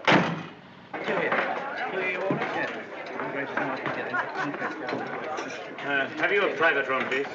Of course, sir. Through there, sir. Hope this will do, Mr. De Winter. Oh, it's splendid. Splendid. Exactly like the Ritz. Any orders, gents? Yes, you might bring me a large brandy and soda. How about you, Max? Have one on me. I feel I can afford to play host. Thanks, I don't mind if I do. Make it two, will you, like a good fellow? Very good, sir. Where's Mr. De Winter? Through the other door, sir. Colonel Julian, this is Mr. Favell. Oh, I know Colonel Julian. We're old friends, aren't we? Well, since you're old friends, I assume you also know he's head of the police here. I think he might be interested to hear your proposition. Go on, tell him all about it. I don't know what you mean. I merely said I hope to give up selling cars and retire into the country. Actually, he offered to withhold a vital piece of evidence from the inquest if I made it worth his while. I only want to see justice done, Colonel. Now, that boat builder's evidence suggested certain possible theories concerning Rebecca's death. One of them, of course, is suicide. Now, I have a little note here which I consider puts that possibility quite out of court. Read it, Colonel. Jack, darling, I've just seen the doctor, and I'm going down to Mandalay right away. I shall be at the cottage all this evening and shall leave the door open for you. I have something terribly important to tell you. Rebecca. Now, does that look like the note of a woman who had made up her mind to kill herself? And apart from that, Colonel, do you mean to tell me that if you wanted to commit suicide, you'd go to all the trouble of putting out to sea in a boat and then take a hammer and chisel and laboriously knock holes through the bottom of it? Come, Colonel, as an officer of the law, don't you feel there are some slight grounds for suspicion? Of murder? What else? You've known Max a long time, so you know he's the old-fashioned type who'd die to defend his honor, or who'd kill for it. It's blackmail. Pure and simple. Yes, blackmail is not so pure, nor so simple. It can bring a lot of trouble to a great many people. And the blackmailer sometimes finds himself in jail at the end of it. Oh, I see. You're going to hold De Winter's hand through all this. Just because he's the big noise around here, and he's actually permitted you to dine with him. Be careful, Favell. You brought an accusation of murder. Have you any witnesses? I do have a witness. Oh. It's that fellow Ben. That stupid coroner hadn't been as much of a snob as you are. He'd have seen that halfwit was hiding something. And why should Ben do that? Because we caught him once, Rebecca and I, peering at us through the cottage window. Rebecca threatened him with the asylum. That's why he was afraid to speak. But he was always hanging about. He must have seen this whole thing. It's ridiculous even listening to all this. Ah, you're like a little trades union, all of you, aren't you? And if my guess is right, Crawley, there's a bit of malice in your soul toward me, isn't there? Crawley didn't have much success with Rebecca. But he ought to have more luck this time. And the bride will be grateful for your fraternal arm, Crawley, in a week or so. Every time she faints, in fact. De Winter! Maxim, please. That temper of yours will do you in yet, Max. Oh, excuse me, gentlemen. Now, is there anything else? Yes. You might bring Mr. De Winter a sedative. No, nothing at all. Just leave us. Very good. Now, Favell, let's get this business over. As you seem to have worked out the whole thing so carefully, perhaps you can provide us also with a motive. Ah, I knew you were going to bring that up, Colonel. I've read enough detective stories to know that there must always be a motive. And if you'll all excuse me a moment, I'll supply that, too. I wish you'd go home. You ought not to be here through all this. Please let me stay, Maxim. Surely, Colonel Julian, you're not going to allow this fellow to... My opinion of Favell is no higher than yours, Crawley. But in my official capacity, I have no alternative but to pursue his accusation. I entirely agree with you, Colonel. In a matter so serious as this, we must make sure of every point, explore every avenue. And, in fact, if I may coin a phrase, leave no stone unturned. Ah, here she is, the missing link, the witness who will help supply the motive. Colonel Julian, Mrs. Danvers, I believe you know everyone else. Won't you sit down? No offense, Colonel, but I think I'll put this to Danny. She'll understand it more easily. Danny, who was Rebecca's doctor? Mr. De Winter always had Dr. McLean from the village. Now, you heard. I said Rebecca's doctor in London. I don't know anything about that. Oh, don't give me that, Danny. You knew everything about Rebecca. You knew she was in love with me, didn't you? Surely you haven't forgotten the good times she and I used to have down at the cottage on the beach. She had a right to amuse herself, didn't she? Love was a game to her, only a game. It made her laugh, I tell you. She used to sit in her bed and rock with laughter at the lot of you. Can you think of any reason why Mrs. De Winter should have taken her own life? No, I refuse to believe it. I knew everything about her, and I won't believe it. There, you see, it's impossible. She knows that as well as I do. Now, listen to me, Danny. We know that Rebecca went to a doctor in London on the last day of her life. Who was it? I don't know. Oh, I understand, Danny. You think we're asking you to reveal secrets of Rebecca's life. You're trying to defend her, but that's what I'm doing. I'm trying to clear her name of the suspicion of suicide. Mrs. Danvers, it has been suggested that Mrs. De Winter was deliberately murdered. There you have it in a nutshell, Danny. But there's one more thing you'll want to know. The name of the murderer. It's a lovely name that rolls off the tongue so easily. George Fortescue Maximilian De Winter.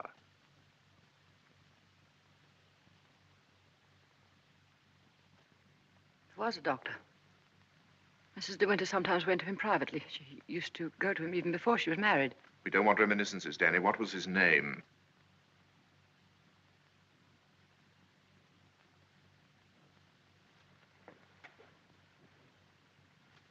Dr. Baker, 165 Goldhawk Road, Shepherd's Bush. There you are, Colonel. There's where you'll find your motive. Go and question Dr. Baker. He'll tell you why Rebecca went to him, to confirm the fact that she was going to have a child. A sweet, curly-headed little child. It isn't true. It isn't true. She would have told me. She told Max about it. Max, who knew he wasn't the father, so like the gentleman of the old school that he is, he killed her. I'm afraid we shall have to question this, Dr. Baker. Here. But for safety's sake, I think I'd like to go along, too. Yes, unfortunately, I suppose you have the right to ask that. I'll see the coroner and have the inquest postponed pending further evidence. I say, aren't you rather afraid that the prisoner, should we say, might bolt? You have my word for it that he will not do that. Toodaloo, Max. Come along, Danny. Let's leave the unhappy couple to spend their last moments together alone.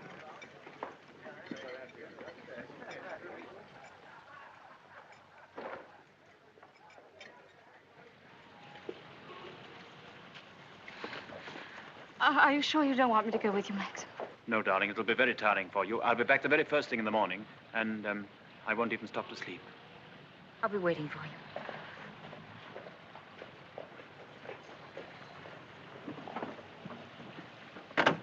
Ready, Maxim?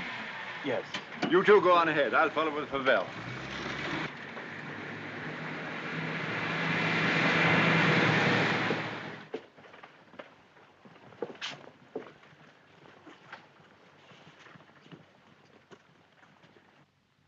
Dr. Baker, you may have seen Mr. De Winter's name in the papers recently. Oh, yes, in connection with the body that was found in a boat. My wife was reading all about it. A very sad case. My condolences. No, this is going to take hours. Let me... Don't bother, Favell. I think I can tell Dr. Baker. We're trying to discover certain facts concerning the late Mrs. De Winter's activities on the day of her death. October the 12th last year. And I want you to tell me, if you can, if anyone of that name paid you a visit on that date. I'm awfully sorry. I'm afraid I can't help you. I should have remembered the name De Winter. I've never attended a Mrs. De Winter in my life. Well, how can you possibly tell all your patients' names? I can look it up in my engagement diary, if you like. Did you say the 12th of October? Yes. Here we are. No De Winter. Are you sure? Well, here are all the appointments for that day. Ross, Campbell, Stedall, Perino, Danvers... Danny? What the devil? Would you read that name again? Did you say Danvers? Yes, I have a Mrs. Danvers for 3 o'clock. What did she look like? Can you remember? Yes, I remember her quite well. She was a very beautiful woman. Tall, dark, exquisitely dressed. Rebecca. The lady must have used an assumed name. Is that so? This is a surprise. I'd known her a long time. What was the matter with her? My dear sir, there are certain ethics. Could you supply a reason, Dr. Baker, for Mrs. De Winter's suicide? For her murder, you mean? She was going to have a kid, wasn't she? Come on, out with it. Tell me, what else would a woman of her class be doing in a dump like this? I take it the official nature of this visit makes it necessary for me to... I assure you, we'd not be troubling you if it were not necessary. You want to know if I can suggest any motive as to why Mrs. De Winter should have taken her life? Yes, I think I can. The woman who called herself Mrs. Danvers was very seriously ill. She was not going to have a child. Well, that was what she thought. My diagnosis was different. I sent her to a well-known specialist for an examination and x-rays. And on this date, she returned to me for his report. I remember her standing here, holding out her hand for the photograph. I want to know the truth, she said. I don't want soft words in a bedside manner. If I'm for it, you can tell me right away. I knew she was not the type to accept a lie. She'd asked for the truth. I let her have it. She thanked me. I never saw her again, so I assumed that... What was wrong with her? Cancer. Yes, the growth was deep-rooted. An operation would have been no earthly use at all. In a short time, she would have been under morphia. There was nothing that could be done for her, except wait. Did she say anything when you told her? She smiled in a queer sort of way. Your wife was a wonderful woman, Mr. De Winter. And, oh, yes, I remember she said something that struck me as being very peculiar at the time. When I told her it was a matter of months, she said, "Oh, no, doctor, not that long." You've been very kind. You've told us all we wanted to know. We should probably need an official verification. Verification? Yes, to confirm the verdict of suicide. I understand. Can I offer you gentlemen a glass of sherry? Oh, very kind. I think we ought to be going. Thank heaven we know the truth. Dreadful thing. Dreadful. A young and lovely woman like that. No wonder. I never had the remotest idea. Neither did Danny, I'm sure. I wish I had a drink. Will we be needed at the inquest any further, Colonel Julian? No. I can see to it that Maxim's not troubled any further. Thank you, sir. Are you ready to start, Colonel? No, thank you. I'm staying in town tonight. And let me tell you, Favell, blackmail is not much of a profession. We know how to deal with it in our part of the world, strange as it may seem to you. Well, I'm sure I don't know what you're talking about. But if you ever need a new car, Colonel, just let me know. It's impossible to thank you for your kindness to us through all this. You know what I feel without my saying it. Not at all. Put the whole thing behind you. But let your wife know she'll be getting worried. Yes, of course. I'll phone her at once, then we'll get straight down to Mandalay. Goodbye, Crawley. Maxim's got a great friend.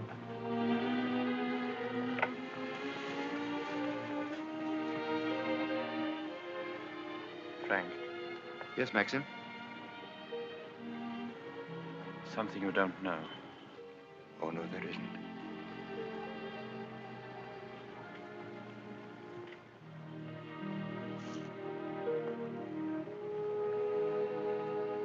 I didn't kill her, Frank.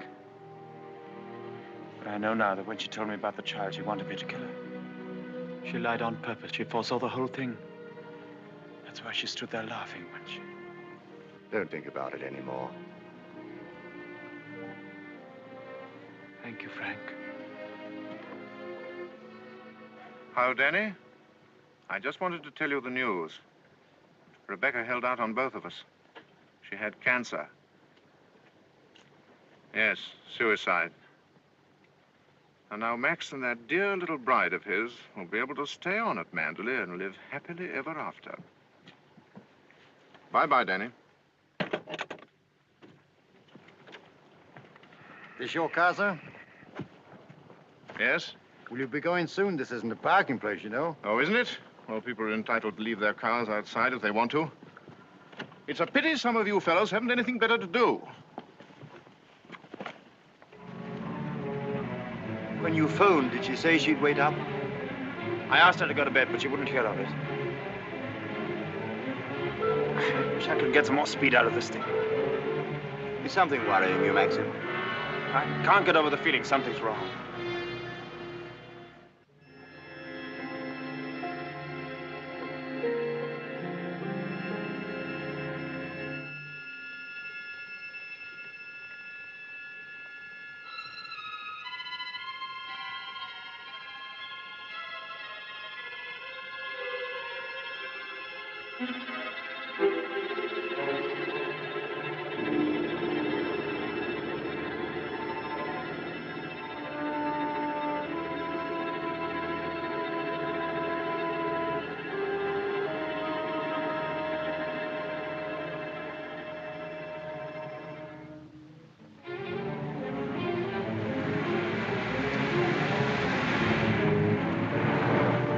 Frank. What's the matter? Why did we stop? What's the time? Well, this clock's wrong. It must be 3 or 4. Why? That can't be the dawn breaking over there. It's in the winter that you see the northern lights, isn't it? That's not the northern lights. That's Manderley.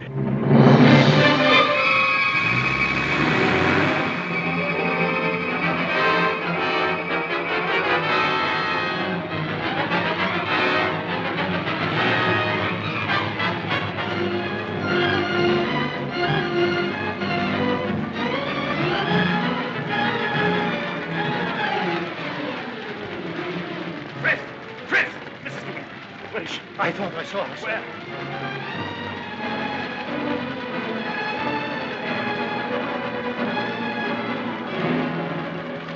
Maxim! Thank heaven you've come back to me. Are you all right, darling? Oh, yes. Are you all right? Mrs. Danvers. She's gone mad. She said she'd rather destroy Manderley than see us happy here. Look! The West Wing!